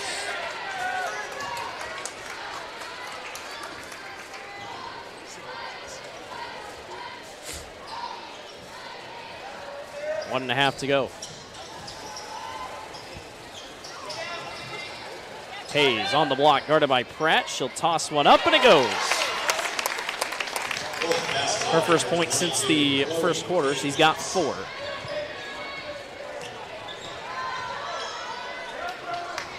Well, Centennial came into tonight only giving up 34 points per contest. This is about right on track. Yeah, that average is going to go down a little bit tonight.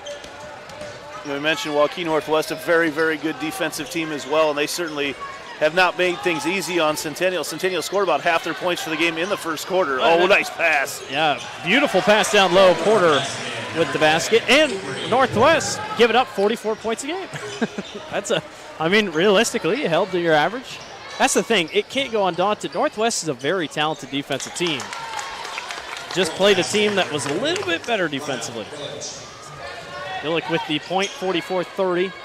33 seconds to go. 2 seconds to separate shot clock and game clock. Well, a big win for Centennial. Statement win, if you'd call it that. I mean, that was a very impressive showing here tonight by Centennial. Never know, they might move up in the rankings, but like you said, it's a clog. Yeah, who do you move? Yeah, it's a jammed. It's a traffic jam at the top. But still, very impressive showing. Porter gets it knocked away. Pratt takes it back, and that will do it. Ankeny Centennial, big win at home, 44-30. They defeat Waukee Northwest and move to 9-3 on the season. The Wolves fall to 4-4 on the 2022-2023 season campaign. We will take a break, and we'll be back in just a few minutes for the boys matchup of Ankeny Centennial and Waukee Northwest. Again, Centennial girls defeat Northwest 44-30. We'll be back. You're watching the Central Iowa Sports Network.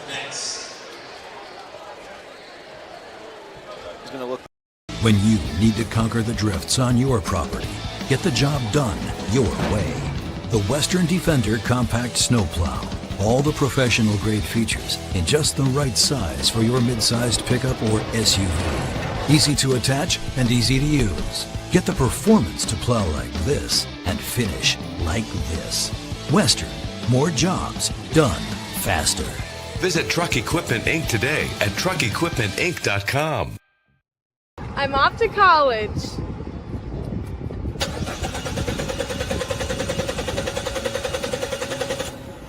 Oh, rats! Hi, Joe the Car Guy with a reminder. Before you send your kids off to school, set up an appointment with Westside Auto. We check everything from tires to belts, fluids, hoses, wipers, and lights. 44 inspection points to help prevent that oh rats moment for your students.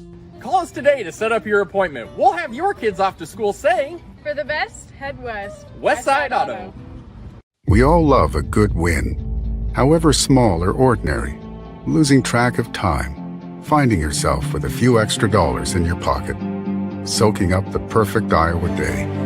These are the everyday delights and small victories that make us smile. These are the moments that connect us all as Iowans. And these are the moments that, more often than not, start with Iowa's farm families and the corn they're growing. Because when corn grows Iowa, Iowans win. Ever have one of those awkward moments when a business disappointed you? You got ripped off? Didn't get what you expected?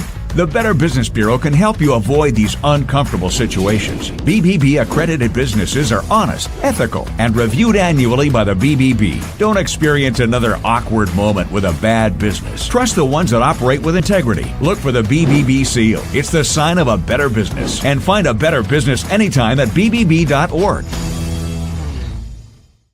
Hi, this is Chris from Fireplace Superstore, and you've probably noticed there's shortages on most everything in the market today. Well, Heat and Glow has helped us out this year, and they are focusing their energy on their gas fireplace inserts. So if you've got a drafty old wood-burning fireplace and you want to get it retrofitted into a beautiful, high-efficient gas fireplace, come see us. We will have product to sell you. Heat and Glow gas fireplace insert from Fireplace Superstore.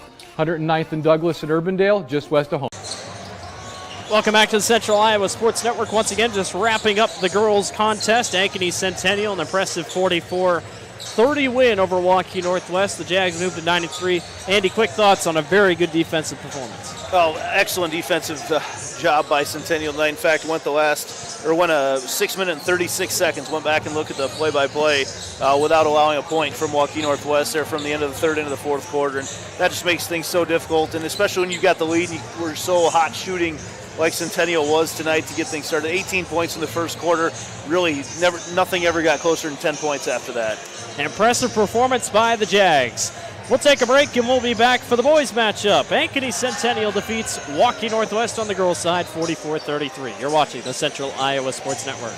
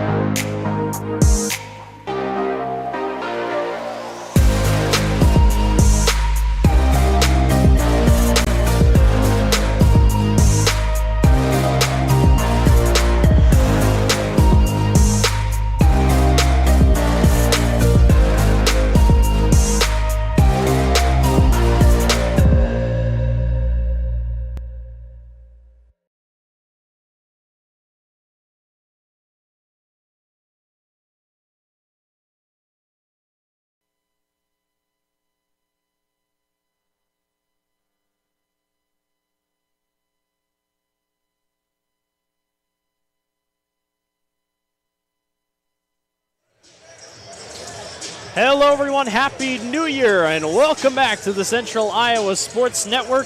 It's the boys' game on tap here. It's the Waukee Northwest Wolves, number 1 in Class 4A, taking on the 4th-ranked Ankeny Centennial Jaguars. Hello, everyone. Blake Walker along with my partner, Andy Pollock. Should be a fascinating game tonight. It's hard to go undefeated through a single season, but tonight the Northwest Wolves have to come to the jungle. This is a tough place to play. This is a hungry Centennial squad. This is going to be a great game. I'm expecting it to be. I really feel like the atmosphere is amped up in here. Students have started to fill in more, and that adds so much to the atmosphere in high school basketball. You've seen the couple games that you've been a part of this year, in particular one of the Waukee Northwest and Waukee. That was incredible atmosphere that night. But, yeah, as we look at it tonight, Waukee Northwest, really known for Price Sanford, right? Yeah. And what he does with the basketball and how good a shooter he is. But, man, they've got some other guys that make that team go, and you can't focus on him. There's just so many other pieces to that talented pieces, right? Maybe not that D1 star power, but guys that can take over a game on a given night. Cade Kelderman had 30 in the win. Huge in that. Yeah. Had the win against Waukee. He had 30. Sanford only had 10, but was barely showed up in that one because of an injury. Centennial looks pretty good. They trailed Waukee a couple weeks ago 19-1 at one point, came all the way back and only lost by 3. If it wasn't for that, some say they were probably the better team that night because of what Waukee did, but this Centennial team, they're legit. As you look at it, Luke Winkle, and to say he's come out of nowhere is maybe not accurate, because those of us who have been around Centennial sports for a while have seen him playing guard for Centennial, and what he's able to do is get to the basket, right? He's so good about just finding his way to the basket. He makes stuff happen. Maybe not all the time it's good stuff, but he makes stuff happen. Yeah. There's never a dull moment when Luke Winkle's on the court. Really is watching Iowa high school basketball throughout the course of 2022, before we flip over to the new year, become one of my favorite players to watch in the CIML. Centennial has not beaten Northwest since these two schools got together. Northwest won both games last year, 80-58 and 72-50. Taking a look at the last 5 games for these two squads, Centennial 4-1 in their last 5. Only loss coming to Waukee, wins over Ankeny, Johnston in the overtime thriller, Ames and Valley. And then Waukee Northwest, everything impressive. 67-65 win over Waukee in the game of the year. Southeast Polk, Ankeny, Urbandale. And then went up to, did they go to Nebraska if I'm not mistaken, or they went somewhere and played the number 1 team in Wisconsin, Pewaukee.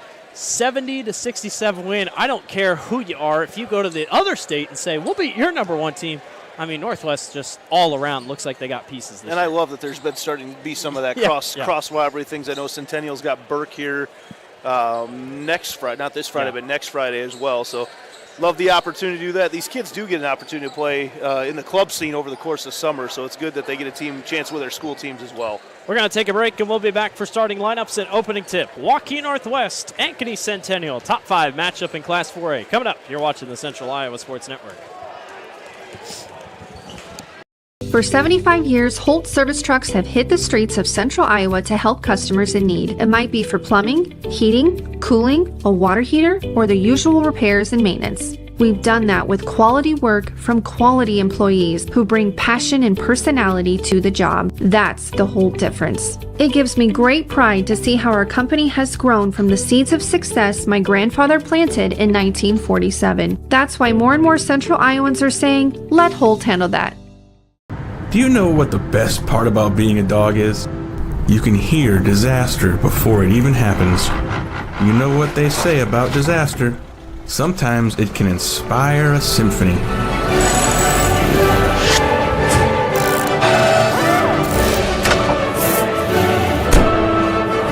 An honest day's work deserves an honest day's treat. No extra charge. And that is why we choose Honest Wrenches. No extra charge, and it's how service should be. Hi, this is Chris from Fireplace Superstore, and you've probably noticed there's shortages on most everything in the market today. Well, Heat and Glow has helped us out this year, and they are focusing their energy on their gas fireplace inserts. So if you've got a drafty old wood-burning fireplace and you want to get it retrofitted into a beautiful, high-efficient gas fireplace, come see us. We will have product to sell you. Heat and Glow gas fireplace insert from Fireplace Superstore. 109th and Douglas at Urbandale, just west of Homeacres. DeArmond certified used vehicles aren't the same as the rest. Every DeArmond certified vehicle receives a 175-point inspection and comes with a 12-month, 12,000-mile bumper-to-bumper warranty, a 2-year, 100,000-mile powertrain warranty, and DeArmond Care. Wheel, dent, windshield repair, repel paint and windshield protection, and a full tank of fuel. Buy with confidence, knowing you made a wise decision with DeArmond Certified. Find DeArmond Certified used vehicles at DeArmondFord.com. Welcome back to the Central Iowa Sports Network. Tuesday night basketball coming at you here. Blake Walker, Andy Pollock with you. Take a look at our rankings in Class 4A. Again, these are official rankings by the IHSAA. Waukee Northwest, number 1 in the state, undefeated, will stay there for the time being. Cedar Rapids Kennedy, who made it to the state title last year, lost to Ames. They are very talented. They score a lot of points per game. Waukee at number 3. A lot of people, including myself, think we haven't seen Waukee at their fullest, at least yet this season. Centennial sitting right behind Waukee. They almost beat the Warriors. Valley at number 5, kind of a shocker, hanging in there. Indianola, a little Hawkeye Conference team, led by Drew Kingery. They are very talented. They sit number 6. Sioux City East in 7th. Dubuque Senior out east, currently at number 8. Cedar Falls number 9. And Iowa City West number 10. So not a lot of Central Iowa teams this year. A lot of, around Eastern, Western. Granted, a Western Iowa team hasn't won the state title in Class 4A since like 2002. Shout out Sioux City East, but definitely not a heavy CIML year school. Well, you see on the boys' side, that Eastern Iowa side of things, there's been some great talent out there. We talked City West. We talked about them for years, what they've been able to do. Now they're McCaffrey brothers. There, right, so, that helps, right? Yeah, that helps. They had one of the kids, I can't remember his name, escapes me, went to UNI a couple of years ago too. So they've had Trey Campbell was there at Cedar Falls. Yep. They've had some very, very good talent over on that side of the state. And the sport of basketball is a little bit different too, where you get 1 or 2 dudes that can make things look pretty good for you. We're in for a treat tonight. The Wolves, number 1 in the state, step into the jungle, one of the hardest places to play. The Jags are going to make it easy, or not going to make it easy on the Wolves tonight. You could be looking at a possible upset to start the year, and the Jags want to be the team to do it. They almost beat Waukee. Can they take down Waukee Northwest? We'll send it down to our PA announcer for our pregame starting lineups.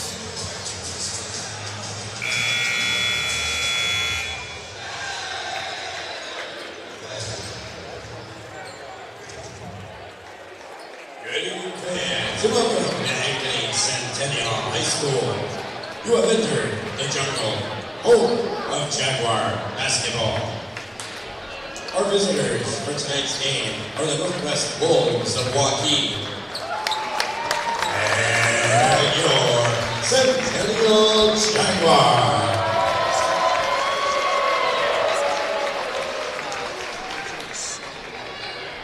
It's time to meet the starting lineups. First, for the visiting Wolves. At guard, a 6'1" senior. Number 2, Billy Pepperman. At guard for the Jaguars, a 6'2" senior. Number 3, Drew Scherz. At guard for the Wolves, a 5'11" junior. Number 11, Andrew Jones. Rover for the Jaguars, a 6'5" junior, number 10, Chase Shuddy. At guard for the Wolves, a 6'1" senior, number 15, Henry Manning.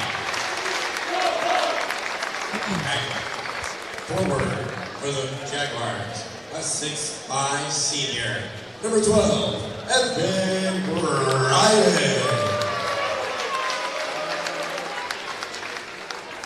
At guard for the Wolves, a 6'7" senior, number 21, Bryce Sanders. At guard for the Jaguars, a 6'3" junior, number 13, Nick Rasky.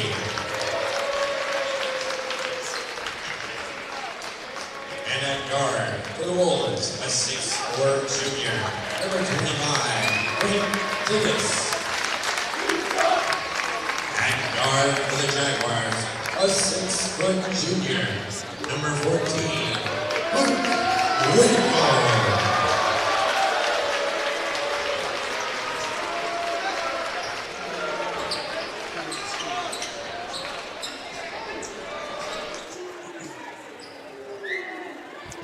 There are your starting lineups here. Waukee Northwest, number 1 in Class 4A, Ankeny Centennial. Number 4, Blake Walker, Andy Pollock with you here this evening. Waukee Northwest a perfect 7-0 on the season. Centennial 6-1. The Wolves led by Iowa Hawkeye commit Bryce Sanford, the senior averaging 21.5 points per contest tonight. Northwest brought a little bit of a student section, but I can tell you what, this Centennial student section is going to be loud and proud tonight. All the way up to the rafters. It's Tuesday night basketball, starting with a top 5 matchup. We are off and running here in the jungle. Northwest, 68 points per contest. Centennial, 60. Both are giving up about 49 points per contest as well. That one's knocked away, intended for Bryce Sanford. Had to go through a lot of arms as he cut back door. The Jags bring it back down court. Luke Winkle had it there for a second. He had 30 points in the win over Ankeny just before Christmas break. Three-pointer, top of the key. That one will not go. Rebound snagged away. And Jags get it right back. That was Nick Vasky. Winkle at the top of the key. And he slips and gets fouled. That was Cade Kelderman who got called on the foul. Cade definitely the 2-man for Waukee Northwest. If Price is off, Cade is usually on. Just a talented group all across the board. And they're not very tall, you know, there's nothing that really sticks out, but... Well, Sanford shooting from the outside at 6'7", that helps, but you're right, I mean, not an inside presence. Certainly defensively he is. You know, Northwest kind of doubted. A lot of people thought Waukee was going to be the big team this year, but Northwest gets that big win at home against the Warriors a couple weeks ago at the beginning of December. Turnaround is going to go Evan Bryan. You know, Bryan goes to that little hook shot in the lane, fading away, just enough to will it over the top part of the basket and get it to fall. Got isolated down there one-on-one. Grant Tigas in at pretty much center tonight, if you call it that. He'll fire a 3, and it rattles in. Just enough the dribble drive penetration created that rotation that we talked about in the girls' game too, but just enough rotation brought Evan Bryan down from his defensive spot and left Tigas wide open up top. Winkle loses it, out of bounds, and it will be Centennial basketball. And Northwest can't believe it. Well, they sure thought it went off Winkle's foot. Yeah, I could have swore it did. So Centennial gets a lucky break, and Luke Winkle will dribble it up the floor. Very talented point guard for Centennial. Some nights he's on, some nights he's a little off, but overall he'll get you about 10, 15 a game no matter what. Turnaround jumper will not go. Off back iron, missed by Evan Bryan. That one knocked around. Tigas kicks to the corner. Wide open is Cade Kelderman for 3. It's good. I love that extra pass. It's really almost coming from the side. It's really a secondary break type of look. Had Centennial completely out of defensive position, swing it around, and eventually can knock down the 24-footer. 6-2 start. Winkle all the way. Spins, turns, fires, good. Had to make a couple quick moves, but eventually gets it in over Cade Kelderman. Here's Bryce Sanford. He'll hand off to Cade. Sanford works his way down low. Floater up inside and good. Pretty easy when he can get the defenders up in the air on the first one and step through. He's ends up being about 2 feet from the hoop, that close to it versus hand to the hoop. Lengthy, like you said, 6'7". They'll spin, drive, high off the glass, will not go. For Vasky, here comes Northwest. All the way, up under. Kelderman left wide open, he'll back out. 5 minutes to go in the first. Kelderman down low, nobody really picked him up, and he puts it up and in. Everybody's kind of backed away from Cade as he went into the lane. I think everybody was expecting him to dish it off, and eventually finds himself wide open. Northwest loves to score. They're doing just that in the first couple minutes. 10-4 start. Centennial trying to get some offense going. Winkle back outside. Three-pointer by Drew Schurz. Misses everything. Now Centennial's had slow starts. We talked about that Waukee game. Trailed 19-1 at one point against the Warriors. Came all the way back and almost won. Only lost by 3. But against Northwest, can't afford slow starts. Beautiful pass down low by Kelderman. Right idea, picked off by Winkle. Winkle wants to go all the way. He'll lay it up and in off the glass. Just no one there to pick up Winkle. Again, kind of the same thing we saw from Kelderman down low as he kept dribbling in. Everybody expected that he would maybe pass it off, just no one to pass it to. Eventually finds himself with a wide open layup. Sanford quickly doubled. That leaves someone open. They'll go back up top. Tigas floats. No, gets his own rebound though. And a foul on the floor. Looks like they're going to ding Evan Bryan for it. Just reached in a little bit, and Tigas, the rebound came off the miss. It came off so quick that no one had turned around yet to get the rebound, so Tigas able to get his own board there. Took 4 minutes and 16 seconds for the first foul to be called. Sanford stop and fire for 3, and he hits it. What do you do about that? He's the tallest man on the court. The ball never comes below his face. Just rises up and shoots it. Pretty much a copy of his brother, Peyton. Some say Price shoots a little bit better than his brother. It's probably a good family competition. Both are state champions over at Waukee, but for the split, there's a three-pointer by Connor Welch. Connor Welch has been really good this season coming off the bench for Centennial. Gives him some of that outside shooting to kind of spread things out defensively. They're going to need it on a night like tonight to keep up with the Wolves. Kelderman all the way. His floater off the glass goes. You talk about Price Sanford being a state champion. The thing is, and it really puts into perspective how good that Waukee team was, he was probably the 4th best player on that Waukee team. It was just crazy watching them 2 years ago and what they had. Peyton Sanford, Tucker DeVries, Omaha Ballou. Winkle misses off the front iron. And Northwest will push. They got numbers, 3-on-2. Henry Manning goes all the way, and we got an offensive foul. Connor Welch again getting back. Got in front of everything. Looking back on the offensive end for Centennial, I'm not sure what was going on. Winkle's shot just didn't look right. It's very well, when he took his fall over here early, he did kind of get up a little bit slower. Henry Manning gets called on the charge. Manning, a heck of a golfer, one of the top golfers in the state of Iowa. No one's ever said that about me. Drive to the basket. Up over top of Sanford is Jack Kirby. Kirby, that little floating release, had to get it up over Sanford. Avoids the block. It's a good thing Centennial likes to score because they're going to have to do it tonight. A 15-11 start here with 2 minutes to go here in the quarter.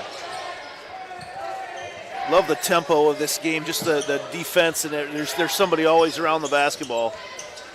Feels like a Friday night game. Instead, we're sitting here on a Tuesday, 3rd day of the year. That one missed. Rebound taken away by Centennial. You just mentioning that reminds me I better call my mother-in-law and wish her happy birthday tonight. It's already January 3rd. Oh, my goodness. Where is 2023 gone? Winkle spins. Beautiful shot. He always ends up facing the basket, right? He gets himself there. There's a lot of twisting and turning that gets to that point, but always ends up faced up to the hoop. Never forces himself to take a bad shot. Sanford down low, works his way down low. Can't get it off back iron. Rebound skied away. Beautiful job by Northwest to get it off Winkle, and it's Wolf ball. You see Sanford got grabbed big time as he went into the lane. Ended up almost a slingshot type look at the hoop. Made it look a lot uglier than it usually looks coming off his hand, but he definitely got grabbed.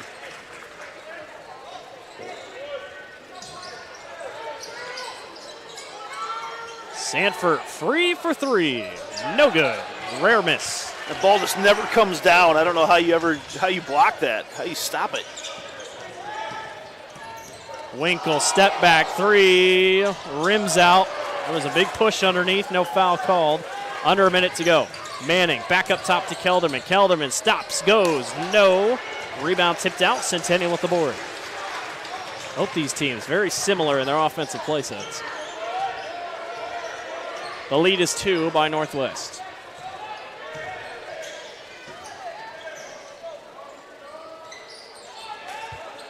Kirby. Top of the key to Chase Shuddy, the big tight end for Centennial. Kirby down low, spinning, hard layup, goes! He's got 4. Some nice touches down low from Centennial. There's a lot of contact there. Nothing egregious at all, but a lot of contact. They've done a nice job finishing there at the basket. Tied at 15 with 7 seconds to go in the quarter. Back outside, Sanford underneath, 3 seconds, 2 seconds. Sanford passes off. 3-pointer by Sam Johnson will not go. That will do it for the end of the first quarter. Buckle up. We got a good one on our hands. 15-15. We'll be back. You're watching the Central Iowa Sports Network.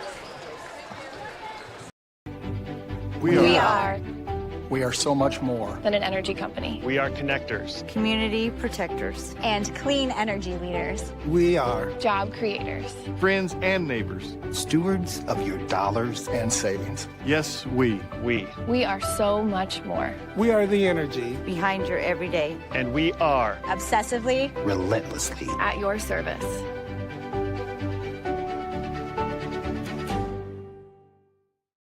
For 75 years, Holt service trucks have hit the streets of central Iowa to help customers in need. It might be for plumbing, heating, cooling, a water heater, or the usual repairs and maintenance. We've done that with quality work from quality employees who bring passion and personality to the job. That's the Holt difference. It gives me great pride to see how our company has grown from the seeds of success my grandfather planted in 1947. That's why more and more Central Iowans are saying, let Holt handle that. Welcome back to the Central Iowa Sports Network. Blake Walker, Andy Pollock with you here in the second quarter of action, just getting going. Take a look at that last bucket by Centennial. Jack Kirby working his way down low on Grant Tigas.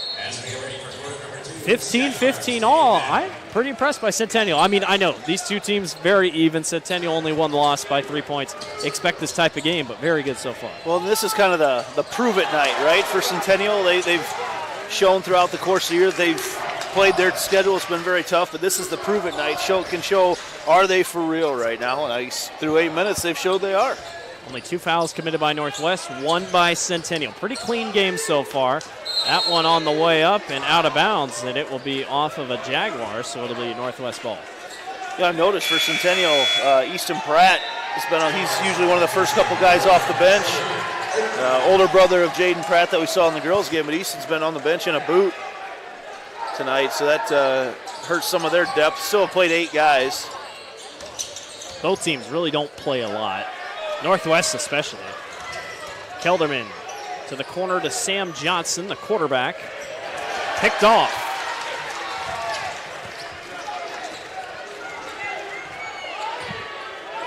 (15-15), 7:10 remaining here in the second quarter. Winkle back outside.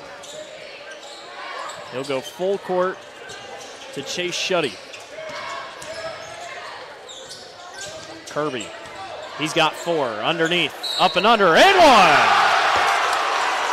Boy, I tell you what, that Grant Tigas-Jack Kirby matchup is just not working out for Northwest. Well, and this is a game tonight that you were waiting to see, like, who is going to be the one. It probably wasn't going to be one of the stars. Like, the star power here likely to cancel each other out. Jack Kirby, wow, what a game for him to start so far here tonight. He's got 6. Going to line for Centennial, who have the lead here against Waukee Northwest.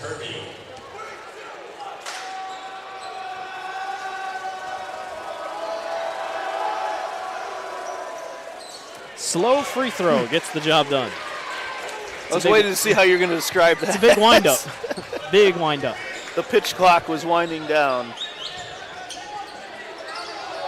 Centennial by 3.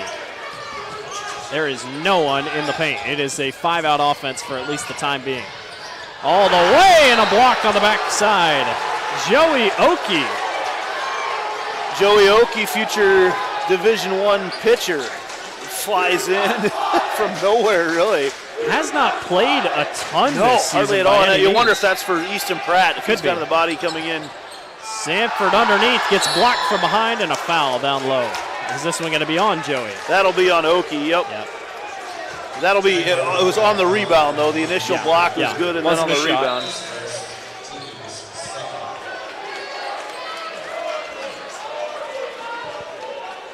You notice Centennial, their coaching is a little bit different. They've got almost like an offensive and a defensive coordinator down there. Coach Fontana really handles the defense, and Delger down there handling the the offensive side of things.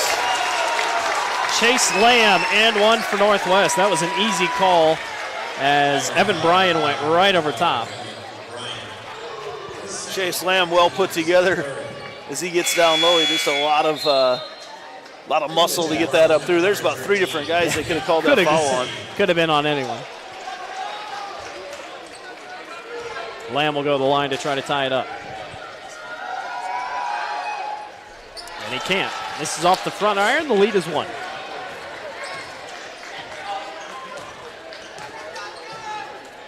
Winkle brings it up for the Jags. Guarded by Kelderman. 3-pointer from the corner, rims out. Good attempt by Shuddy. Kelderman pushes the floor, he's got 7. And he is a shifty point guard. Up and under, high layup, won't go, off the side iron. Missed attempt by Manning. Couple easy looks for Centennial, or for Northwest, just not falling here early. Ryan thought about a 3. He'll go to the corner. Take to the basket, a wraparound. No, going to be a kickball. I thought they might get a quick foul on Manning. Actually, I think they did. Oh, they did get a foul on Manning. Swatted at him from behind. It was one of those, could have been one of 3 different calls there. Yeah. Foul, kicked, and then out of bounds. bounds. He just gave the kick because it went out of bounds. Manning will check out. Sam Johnson checks in.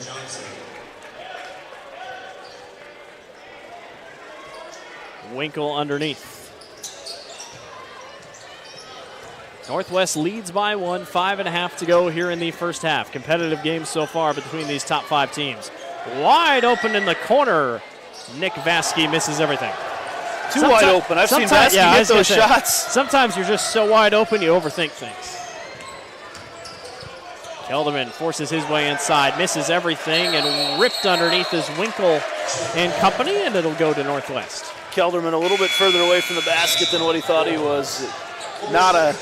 Or I should say it's a very uncharacteristic look for him. Usually he has such presence of mind when he's in there. I mean, overall tonight, I feel like not a lot of these baskets have come easy. I mean, even Sanford's 3 that he hit was pretty much covered. Yeah, everything challenged.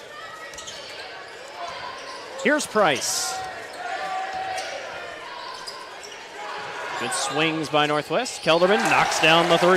They ended up creating a 2-on-1. It was almost like a football play out there. You got a little RPO action. He ends up passing it off and creating a 2-on-1 look out on the edge. Can't cover 2 of them. Kelderman's got half of the Wolves' points.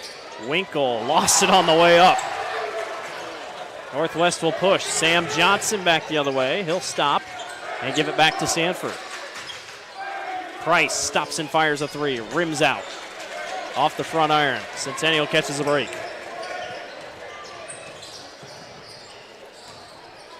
Winkle tonight has 6. He had 6 in the first quarter. Trying to get his rhythm back.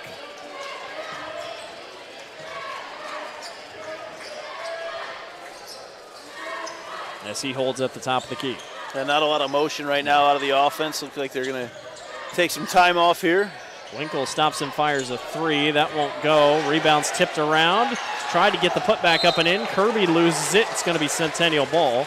Good effort down low by Nick Vasky to at least get the ball back. Kirby once again finds himself in the mix of everything going on tonight.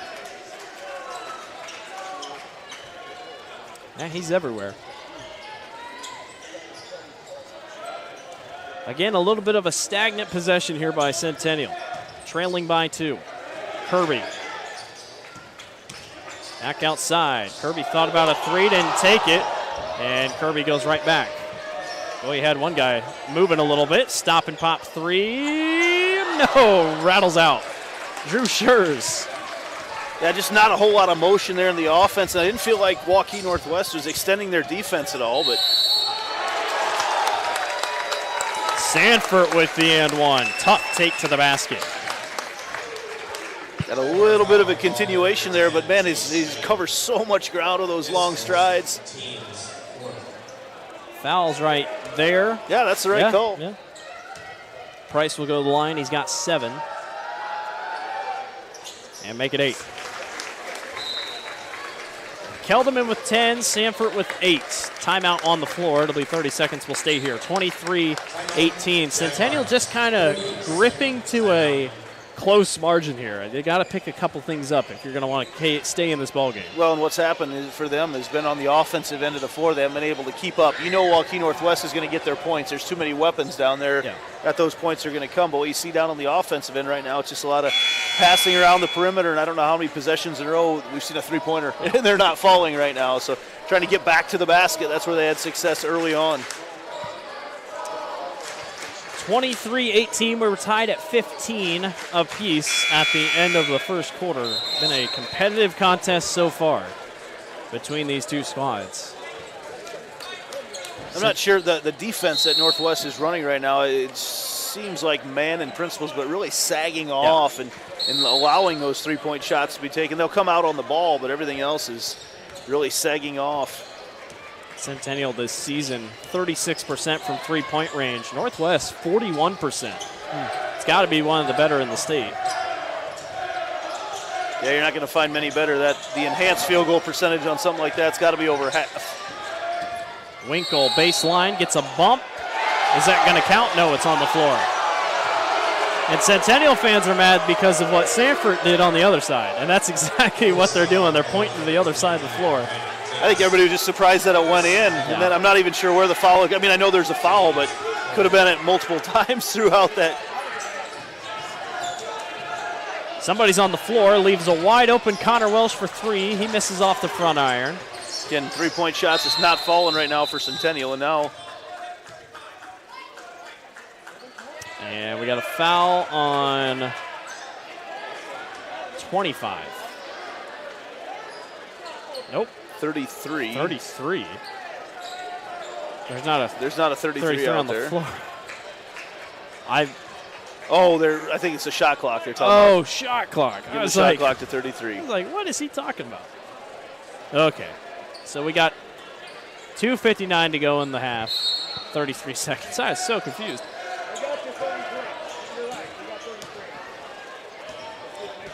Centennial, I feel like they're dominating time possession, even though that's not really a stat in basketball. But that can wear on you, certainly on the defensive end. You got to play defense for a long time. Start to break you down a little bit. Vasky gets blocked by I thought it was Sanford, but it wasn't. And that was Grant Tigas who gets called on the foul. And it wasn't up on the arm, it was Tigas with a hip. That's where he got him coming through, got him with a body, yep. And to the line will be Nick Vasky.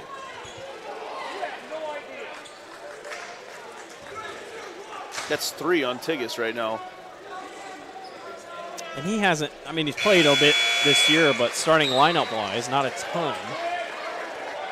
He'll go to the bench as Vasky sinks his first. That's his first point of the evening. Nick is a 85% free throw shooter on the season. And he sinks it. The lead is 3 for Northwest.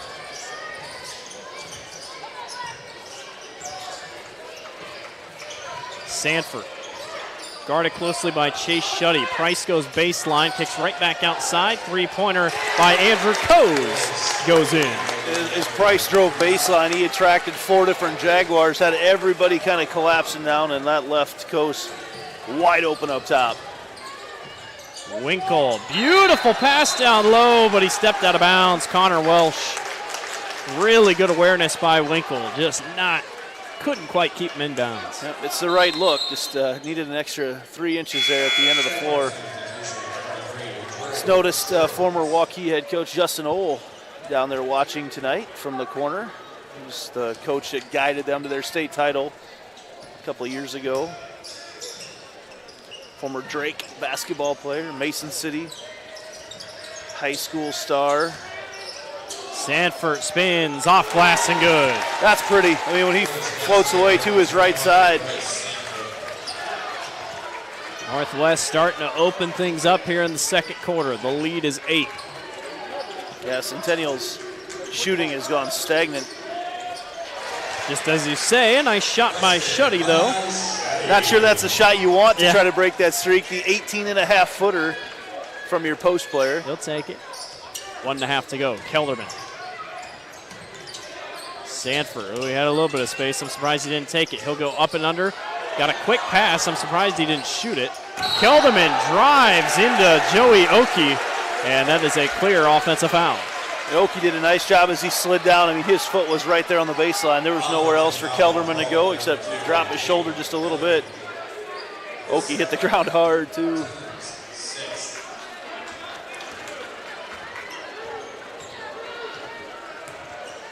(28-22) closing in on 1 minute to go here in the first half. Pretty good first half between these two teams. Stop and float it. Not going to go for Shuddy. Sanford races back the other way. Winkle fights for it, and here comes a steal by Centennial. Shuddy back the other way. Has to stop. Full court pass. Layup off glass will not go. How about the effort down low by Drew Schurz? Back outside. Shuddy for three. Misses everything. Twice tonight, Centennials, I think they just thought about it just a little too long. Oh, and I had to get a chuckle out of it. He knew right when he let it go. We were right on line with it from our view. He let it go, and he turned around and was already heading down to the other end of the court. And that was nowhere close.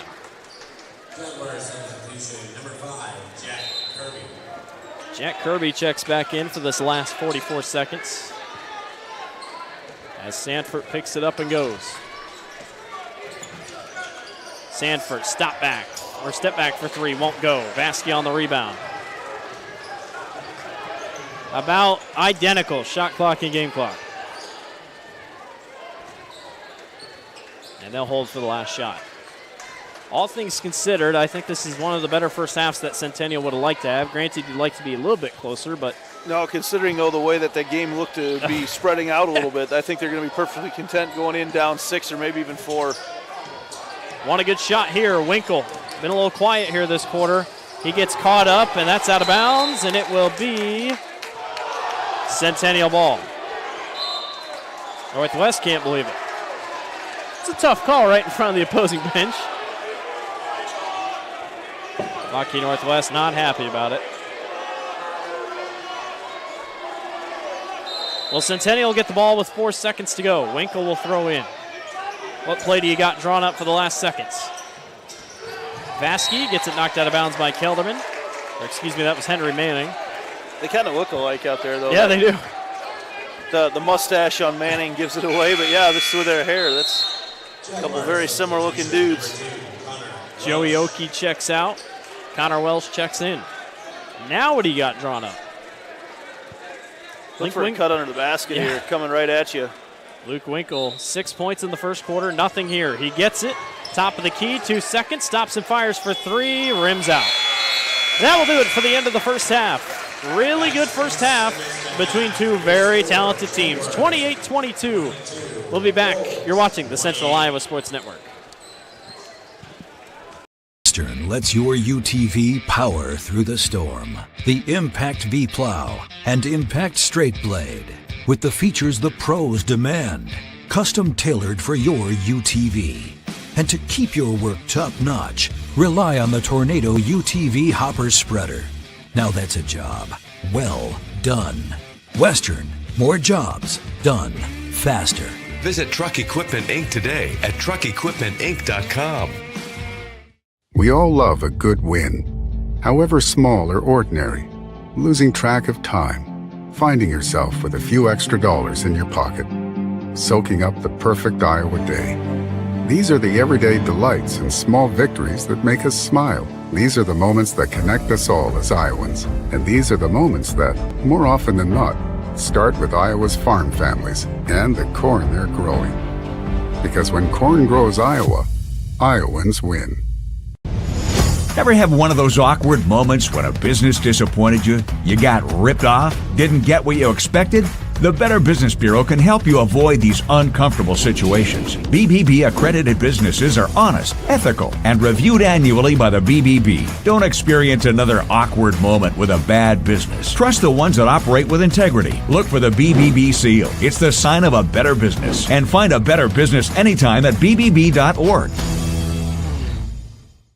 Hi, this is Chris from Fireplace Superstore, and you've probably noticed there's shortages on most everything in the market today. Well, Heat and Glow has helped us out this year, and they are focusing their energy on their gas fireplace inserts. So if you've got a drafty old wood-burning fireplace and you want to get it retrofitted into a beautiful, high-efficient gas fireplace, come see us. We will have product to sell you. Heat and Glow gas fireplace insert from Fireplace Superstore.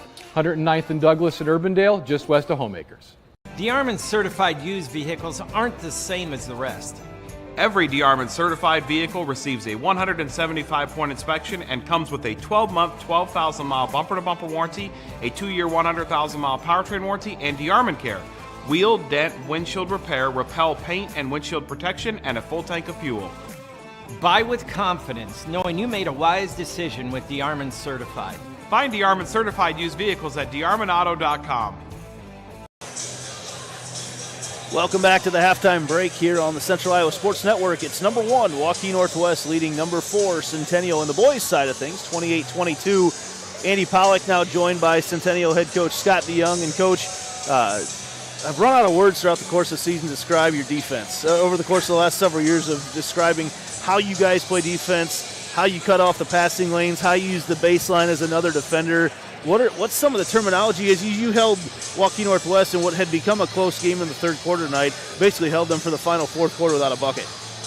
Well, I thought if you're talking defensively, I thought in the fourth quarter we really played well, and we were tired too because they put a lot of pressure on us and they were coming in waves, it looked like. So I just think we've got some good athletes and they are committed to playing defense. I think that's probably the biggest thing. So it's a credit to them. They buy into it. They work hard, and we had some good matchups tonight, and it worked our way. Well, you win the final tonight, 44-30 in a top 10 matchup. You guys are number 6 right now. Waukee Northwest number 7. We'll talk a little bit more about the game first, and we'll talk about those rankings as we move on. But I just thought the physicality of that game tonight. The first quarter, early on, I thought they called things pretty tight. But boy, that third quarter, we talked about it. Waukee Northwest really didn't foul a whole lot in the first half, and you felt like there was some wiggle room for them, and they took advantage of that in the third quarter. Right. Well, we had three of our starters sitting out with 2 fouls. So they didn't call a lot of fouls, but it seemed like we got some key fouls. But I thought the first half we played really good, and you never know over break. I thought our practices, I thought we did them right, but the kids played. I think we shot 60-some% in the first half, 6 for 8 from the three-point line. So offensively, we really played well, and then it complements our defense, and that's why we had such a big lead, which we needed. So we were talking about the importance of that start, and then when you play this kind of competition, you know they're going to come back, and it does give you a little bit of wiggle room. 18 points in the first quarter tonight helped you guys out a bunch. I thought McKenna Clark started off. Her shooting was very good. Maya Crawford's defense so disruptive. And then Tilly Smith, where's that offense come from? Well, she's a good shooter, and she's gotten more comfortable, right? So some of these kids haven't played, they haven't played a lot of varsity minutes. Tilly, I thought, played great today. We needed her. She played a lot of minutes. If she's open, she's going to make it half the time for sure. And I thought our bench played really well the first half and they were in there a lot. And again, the final tonight, 44-30. Waukee Northwest got it back to about within 10 there in the third quarter, and then you hold them. I had it written down 6 minutes and 36 seconds you held them without a bucket. Oh, wow, I didn't realize that. They scored, they had 1 second left in the third when they scored their last bucket, and then 1:25 left in the fourth when they scored again. So excellent job out of you guys. Well, it was a little sloppy. I think we had us for 20 turnovers. I think they may have had the same. So we really need to clean that up. But if we can, we got a chance to have a really special team. It's been a fun team to coach. We got a lot of competitors, and I think you see that on the defensive end. And we needed the defense tonight. They really stepped up in the fourth quarter. Schedule doesn't get any easier. You've got Southeast Polk on Friday, and then next week head down to Dowling to try to avenge one of your losses from earlier this year. We talked about the rankings and where those come into play.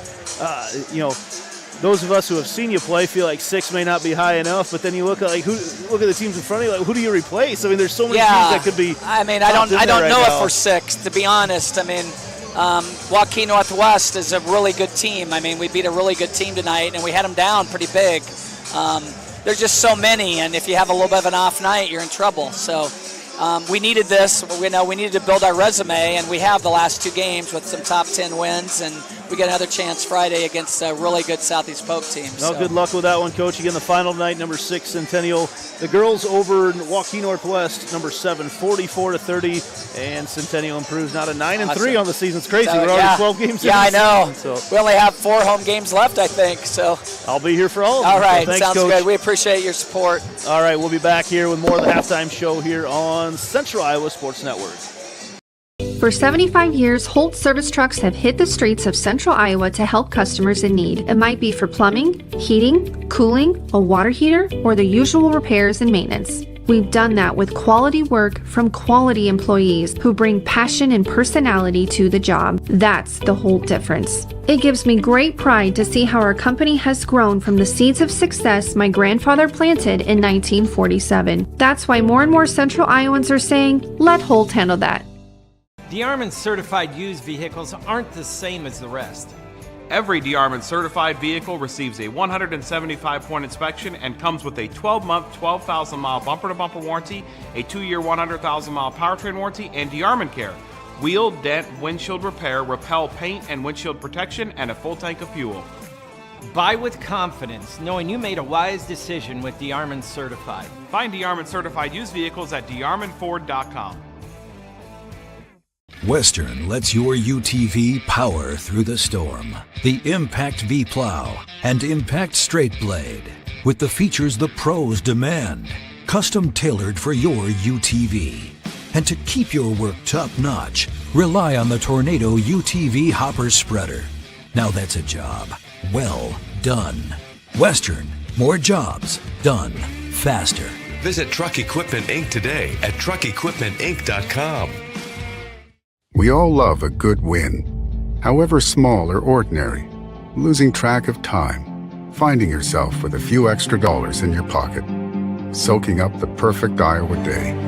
These are the everyday delights and small victories that make us smile. These are the moments that connect us all as Iowans. And these are the moments that, more often than not, start with Iowa's farm families and the corn they're growing. Because when corn grows Iowa, Iowans win. Welcome back to the Central Iowa Sports Network. Blake Walker, Andy Pollock with you here this evening. Halftime wrapping up here in the jungle. Waukee Northwest leads 28-22.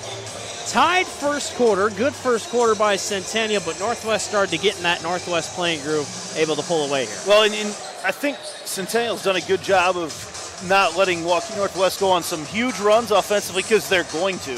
They've got the offensive weapons to do it. Where the Jaguars need to keep up is on the defensive end. Waukee Northwest is just so good shooting, and you have to keep up. That's the only opportunity to maybe beat a team like that throughout the course of the year. And so far, no one's been able to do it. Easy for me to say from 50 feet away up here, but no one's been able to figure that out so far. So far, Price Sanford and Cade Kellerman lead all scorers with 10 for Northwest. Luke Winkle with 6. Jack Kirby with 7th. That's been the big surprise tonight for Centennial. But Centennial probably going to have to get a couple more three-pointers, and the defense just got to step up a little bit so far tonight. It's been a fun, very active game to watch so far. Very disruptive and some nice plays made, some acrobatic plays made, and love to watch Price Sanford shoot the basketball for years. It's been so much, he's just so smooth, but I've been able to see him make some plays around the basket tonight as well. 28-22 coming out of the halftime break. Northwest on top, trying to remain undefeated and hold on to the number 1 position in Class 4A. Centennial is currently ranked 4th. You'd think if Centennial lost tonight, you wouldn't think they should move, but you never know. And for the first time this year, the State Boys Athletic Association has put out rankings. Yes. They will use those rankings similar to how the girls have done things. So, again, we talk about the rankings, and you may feel like we overplayed a little bit, but very important as they go throughout the course of the year. We're off and running, third quarter of action. Centennial with it here first. Down by 6. Vasky bumped a little bit back outside. A couple of possessions just long and just not really anywhere to go with them for Centennial in that first half. They'll try to improve on that here. Winkle turns around, can't get it to go. Chase Shuddy on the rebound, though. Fresh set of possession. It's a fresh set of downs. I was ready for it. A lot of football over the break. Oh, my Bowl gosh, season, man. right? Got to get back on it.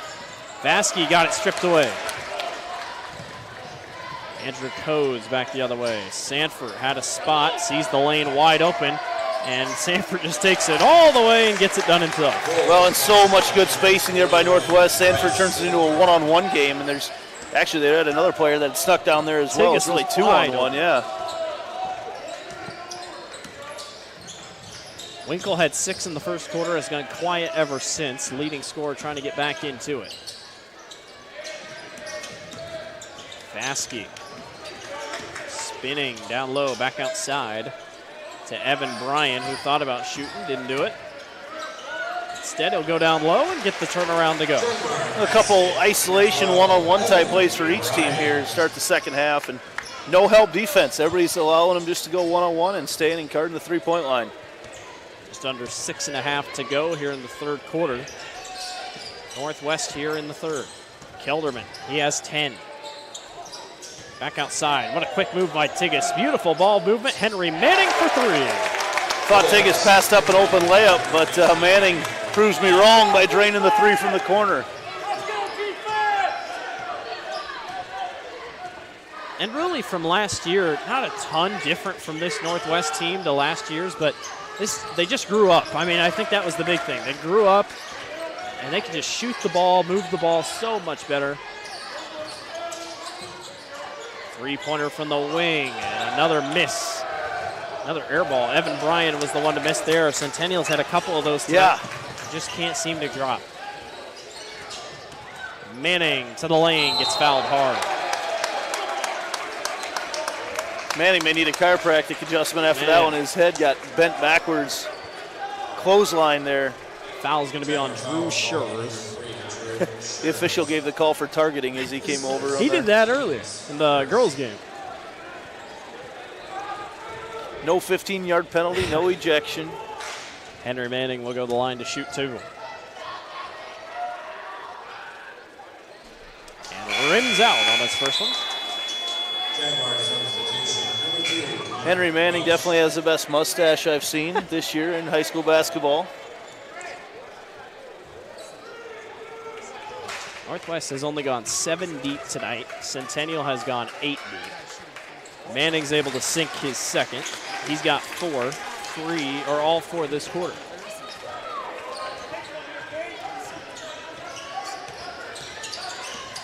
Lead is 10. Winkle spinning inside off glass and good. First points since the first quarter. He's got 8. Yeah, that's where Winkle's got to make his money right now, is working to the basket. Settled for way too many three-point shots in that second quarter. Offensive foul on Henry Manning. Spun around and got hit. I'm not sure there's a lot of contact there. That might have been sold pretty well. Maybe just a little bit. The referee gave the extended arm, and if it was, it didn't happen for that long. I swear there haven't been many blocking fouls tonight. There's been a lot of offensive charges. They'll try it again, and that time they'll give it right back. That time Manning got it back. Oh, Manning letting some Centennial guys hear about it on his way back down the court too. That you felt like maybe that was coming after the. I think no matter what, he was going to try to drop to the floor. Everybody was pretty content to just allow that. Not sure, had it not been set up by what happened before, if that would have happened. But Sanford gets fouled hard underneath. He will go to the line to shoot 2. Sanford's filled out a little bit more too, watching him throughout. You can tell he's seen the weight room and popped a couple protein shakes as well, because that boy early on, you thought that he might snap in half when he was playing. He's definitely filled out as he's gotten older. Sinks his first from the charity stripe. Always been so smooth, man. One of the most fun kids to watch shoot. Jack Kirby checks in. He's big off the bench, as he had 7 in the first half, which led all scorers for Centennial. Sanford misses on the front iron.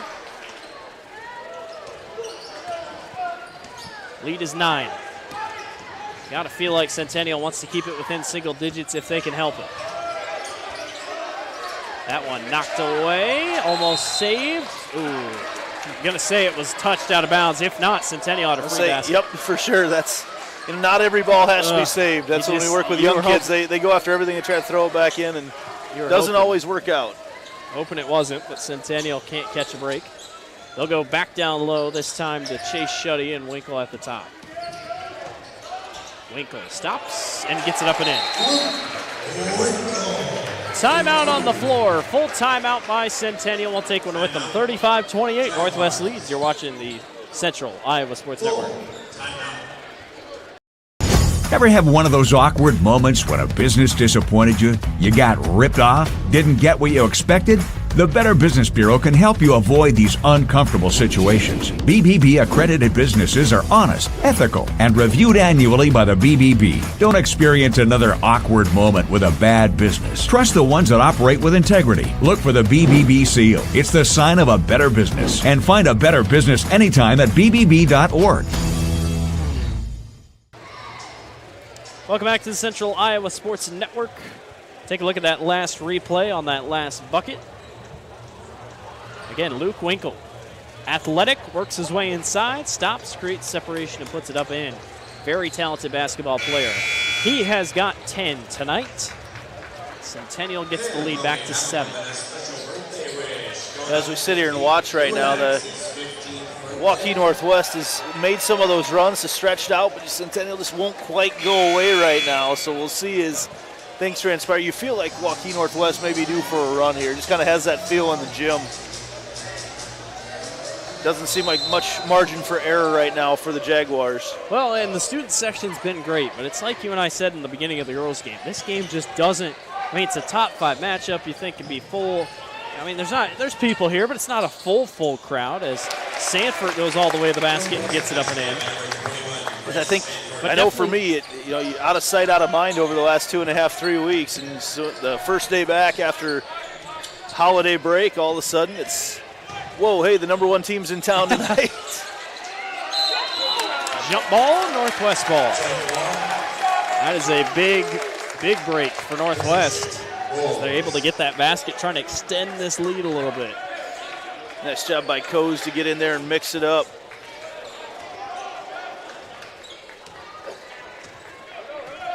.346 to go here in the third quarter. Northwest taking care of business so far on the road. Tight first quarter. But ever since then, it's been Northwest all the way. Sanford loses it, and that'll be Centennial ball. That ball pinballed off a few different guys. Somehow they say last touch by Centennial, but official being reminded how many of those have gone. Second time tonight. A little bit of a toss-up play. It's a good thing Northwest is leading, or we'd probably be hearing a lot more. Either way, Centennial gets it back, but can they do anything with it? Winkle everywhere down low, and it is ripped away. No, it's not. Taken back. We're playing pinball, and that one's knocked around. Hard hit on the floor for Connor Welsh. 5-on-4. Wide open down low is Grant Tigas.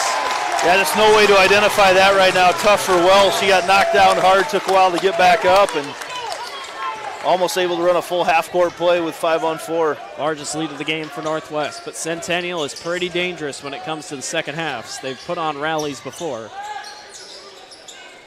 Very capable team, especially if the shooters get hot, especially Luke Winkle. Winkle, stop and fire for 3, rattles out. Just not his night from beyond the arc. Really, he's got no one's night beyond the arc for Centennial. 2 3-pointers tonight by Centennial total. Jack Kirby and Connor Welsh. 2 for probably close to 20 right now. Sanford, air balls. Kelderman gets the rebound though, can't get it to go. Kelderman wanted a foul. Might have a legit gripe. Yeah. Centennial trying to get it back within single digits.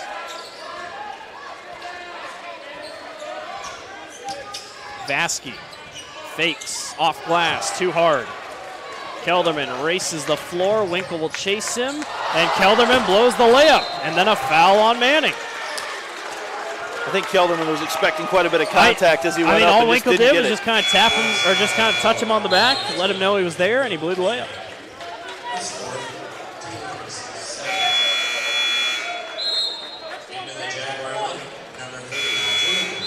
Centennial not letting this thing get too far out. but just 6 points this quarter for the Jags. Being outscored 11-6 this quarter. You have to score to keep up with Northwest. Can only rely on your defense for so long. Under 2 minutes to go here in the third. Waukee got it out to Vasky in the corner. Looks like a longer possession here. Winkle spinning back outside. Thought about a three. Floater just won't go. Tigas almost got it ripped away. Sanford races back across the timeline. Price all the way. Bodies his way down low. Turnaround goes. It's a good spot for him. Tallest guy on the court, about 3 foot from the hoop. Great spot. He's working hard down low. Lead extends further. 13-point lead. Winkle back outside. Shuddy did not want to shoot. Winkle floats. Just can't go.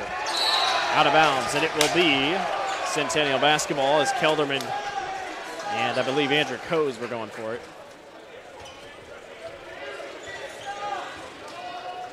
I'd love to see shooting percentage for Centennial tonight. It has just not been their night. Yeah, they've had opportunities, but like you said, especially from outside the arc.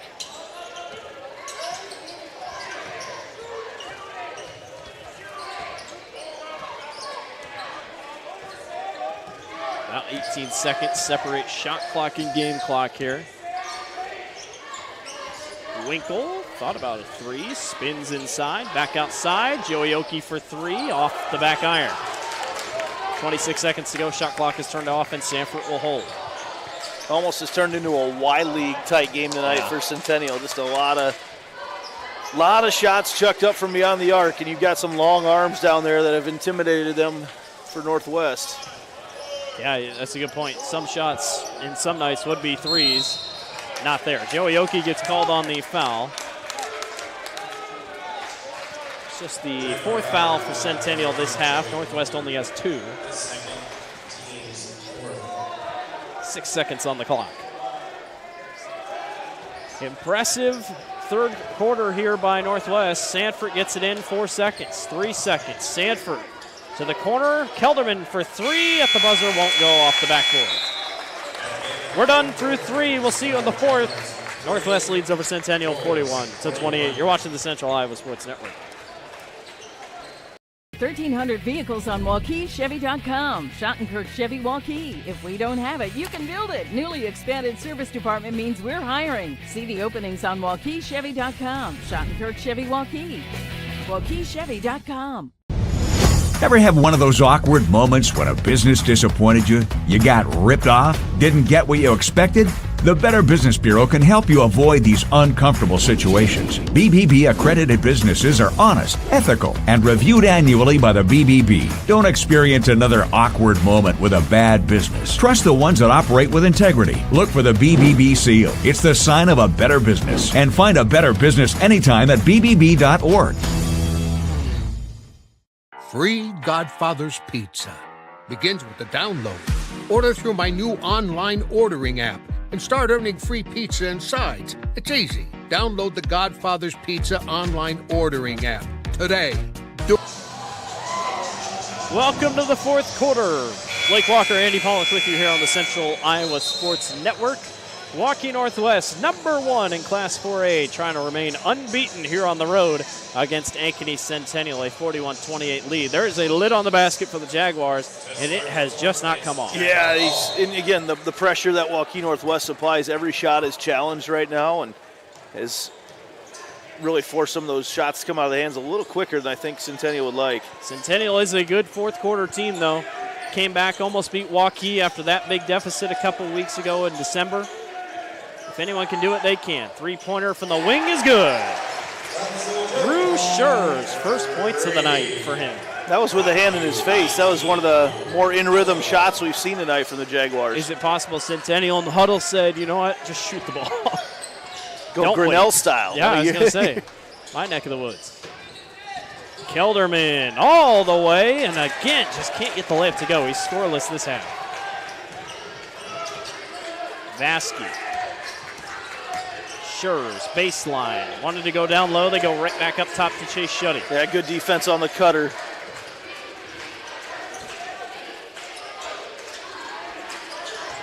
Schurz thought about another three. Vasky in the corner. Wants to go baseline. 13 seconds on the shot clock. Again, another longer possession here by Centennial. Schurz spins back outside. Vasky for three. Rims out. Sanford with the rebound. Well, that was Evan Bryan, excuse me.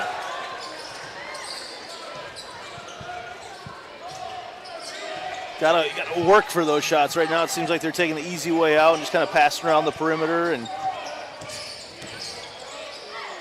not working to get any extra good shots. Tigas for three at the wing.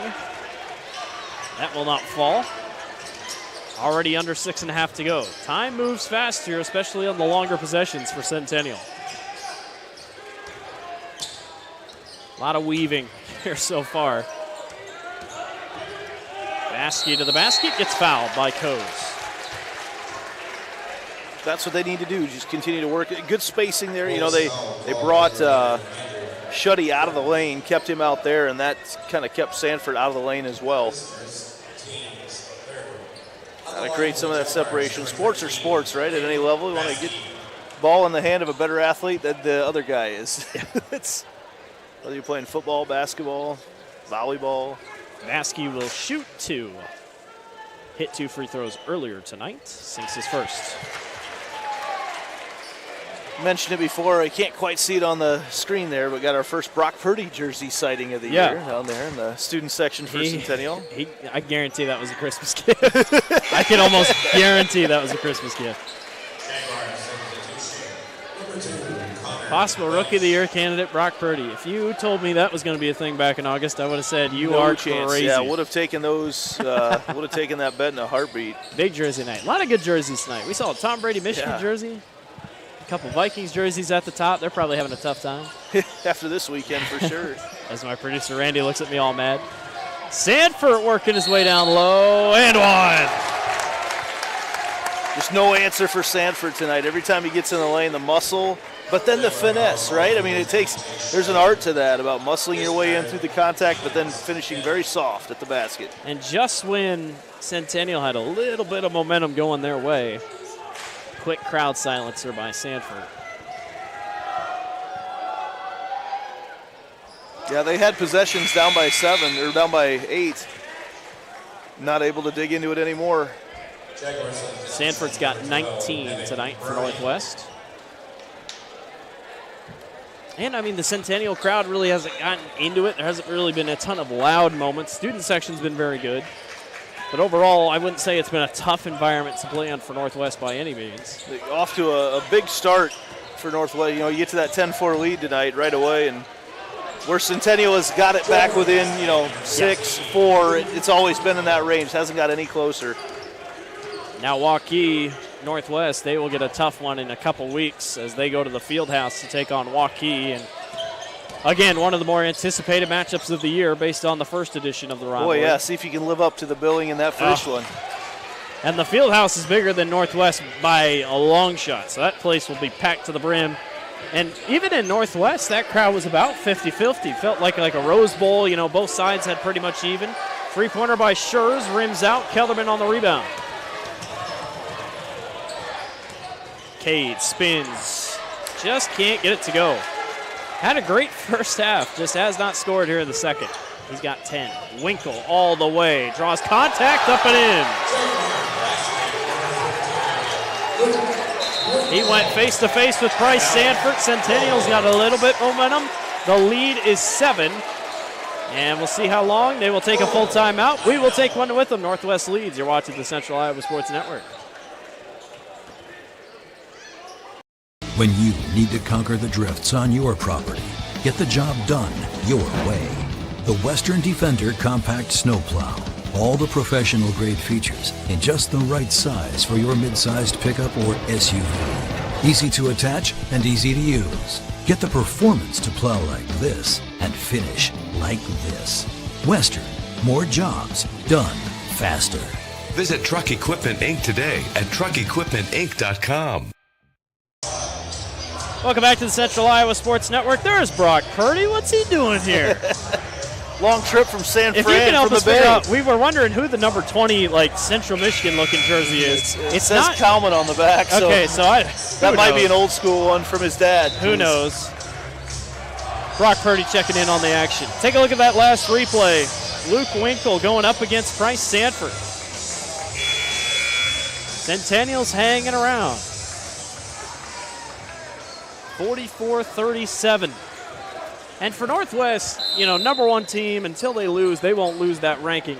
You get a target on your back every night. Whether absolutely. you're facing a top 5 team, you could be facing the worst team, and it won't matter. They'll play their hardest. You're going to get a target. You're going to get big crowds. You're going to have everybody out to watch you. You'll have a lot of people out cheering against you, cheering for you as well. Yeah. Kelderman open to the basket, up and under. Just cannot get it to go. Man. Feel for him at some point. He's just can't get it. Winkle spins off glass. No. Had a chance. That could have been a big bucket to get it within 5 at least. Talked earlier about the strength, but then the finesse. Just not quite enough finesse on that one. A little bit of weave. Sanford guarded by Shuddy. Sanford backing down and almost got it ripped away. Is it a foul? No. Yes, it is. That is the 7th foul on Centennial, and just like that, they are forcing Northwest to the bonus. Or no, it was their 6th. I thought they hadn't put it up yet. They get it up there quickly. Northwest only has 3 fouls. A lot of that has to do with Centennial, though, hanging back and shooting the threes. Not getting to the basket. Got to be aggressive if you want to get fouls on the other team.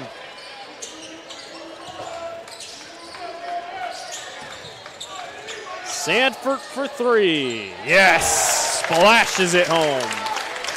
Again, the sweetness that is the shot of Bryce Sanford. Just catches it, faces up. The ball never comes below his forehead. Just like that, the lead is back to 10. That one almost knocked away by Sanford. That would have been a dunk the other way.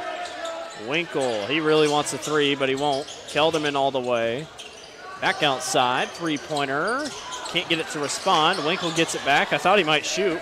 It's him on Sanford. Yeah. I think right now he decided to back out. He'll fire a 3 and miss front iron. Kelderman with the rebound.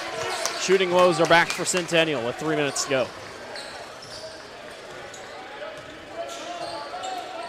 Physically, I feel like, Centennial has showed they belong, with rebounding and defense. But, man, the shooting is where the big differences happen here tonight. And we've seen, that game with Ankeny before break. I mean, Ankeny's not bad. Centennial just shot lights out. I mean, Luke Winkle had 30 points, couldn't miss, it felt like. Just one of those nights. Jack Kirby checks out, and Drew Schurz checks in. And going to the line will be Grant Tigas. He's got 5.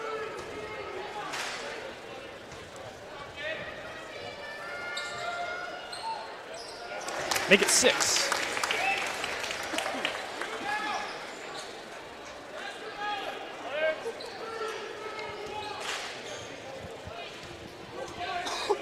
I got Sanford down for 23, if I'm correct. Again, unofficial.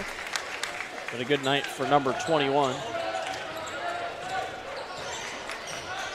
12-point lead for Northwest. Trying to hang on here. Vasky off glass, no. Sanford right at his average, 21 and a half a game. 2:20 to go. Again, no real pressure to move the ball very quickly here if you're Northwest. Trying to move to 8-0 on the season.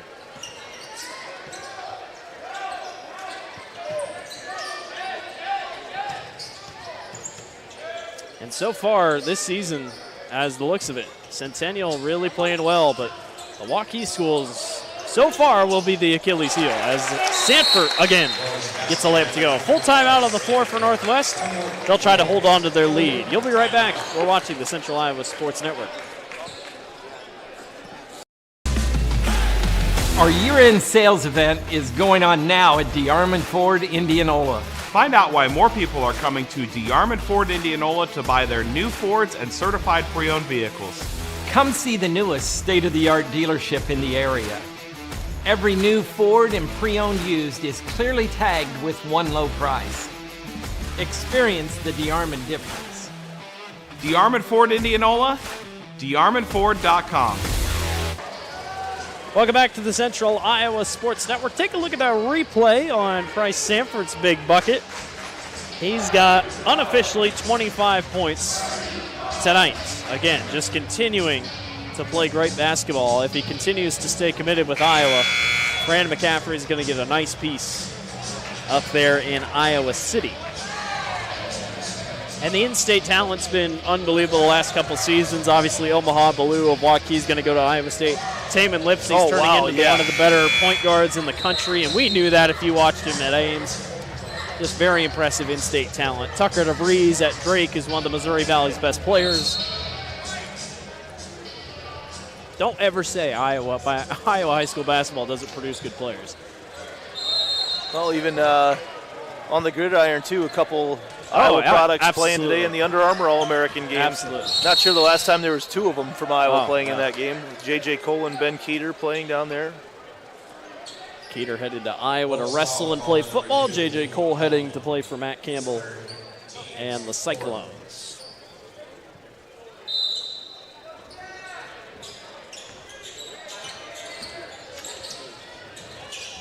Centennial trying to crawl back. Shuddy for three. Won't go. Kelderman on the rebound. We'll see if Centennial decides to foul, trailing by 14. Probably going to be choosy about who they foul right now. You're also kind of protecting the optics of the game, too, right now, right? With the rankings, the way they play out. Sometimes just to save face.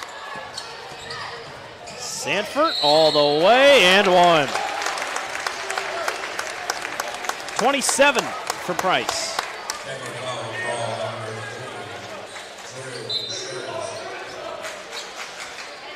Take a look at the replay.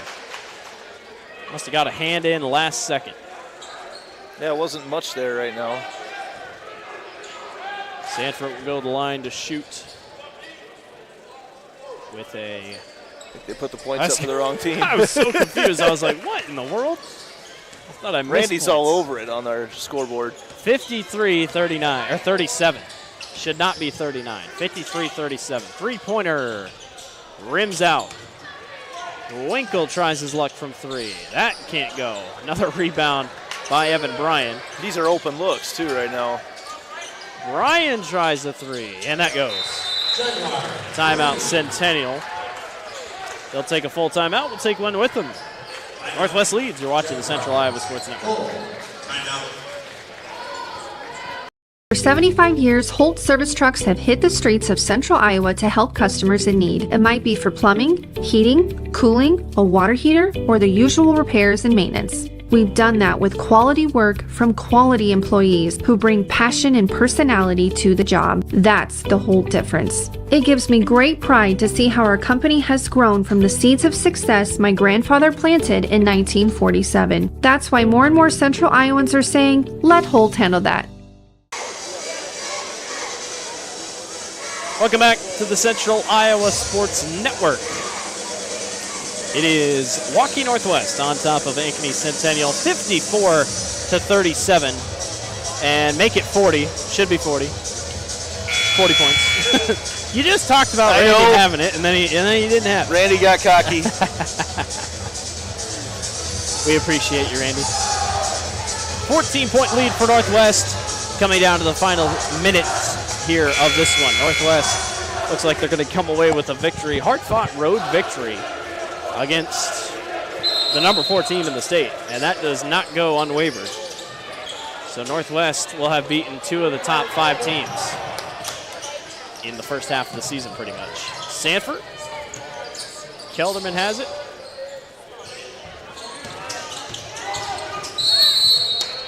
One thing about this shot clock is it forces very quick math. When you're doing when the clock's wind down, you're like, oh, let me get to a... Thankfully, for my old school math, you can have the shot clock or the game clocks on top, so you can go that minus the other one and figure it out. Kelderman breaks his little bit of scoring drought here. He had 10 in the first half. and has gone quiet the rest. Finally able to grab a bucket. He has got 11. Make it 12.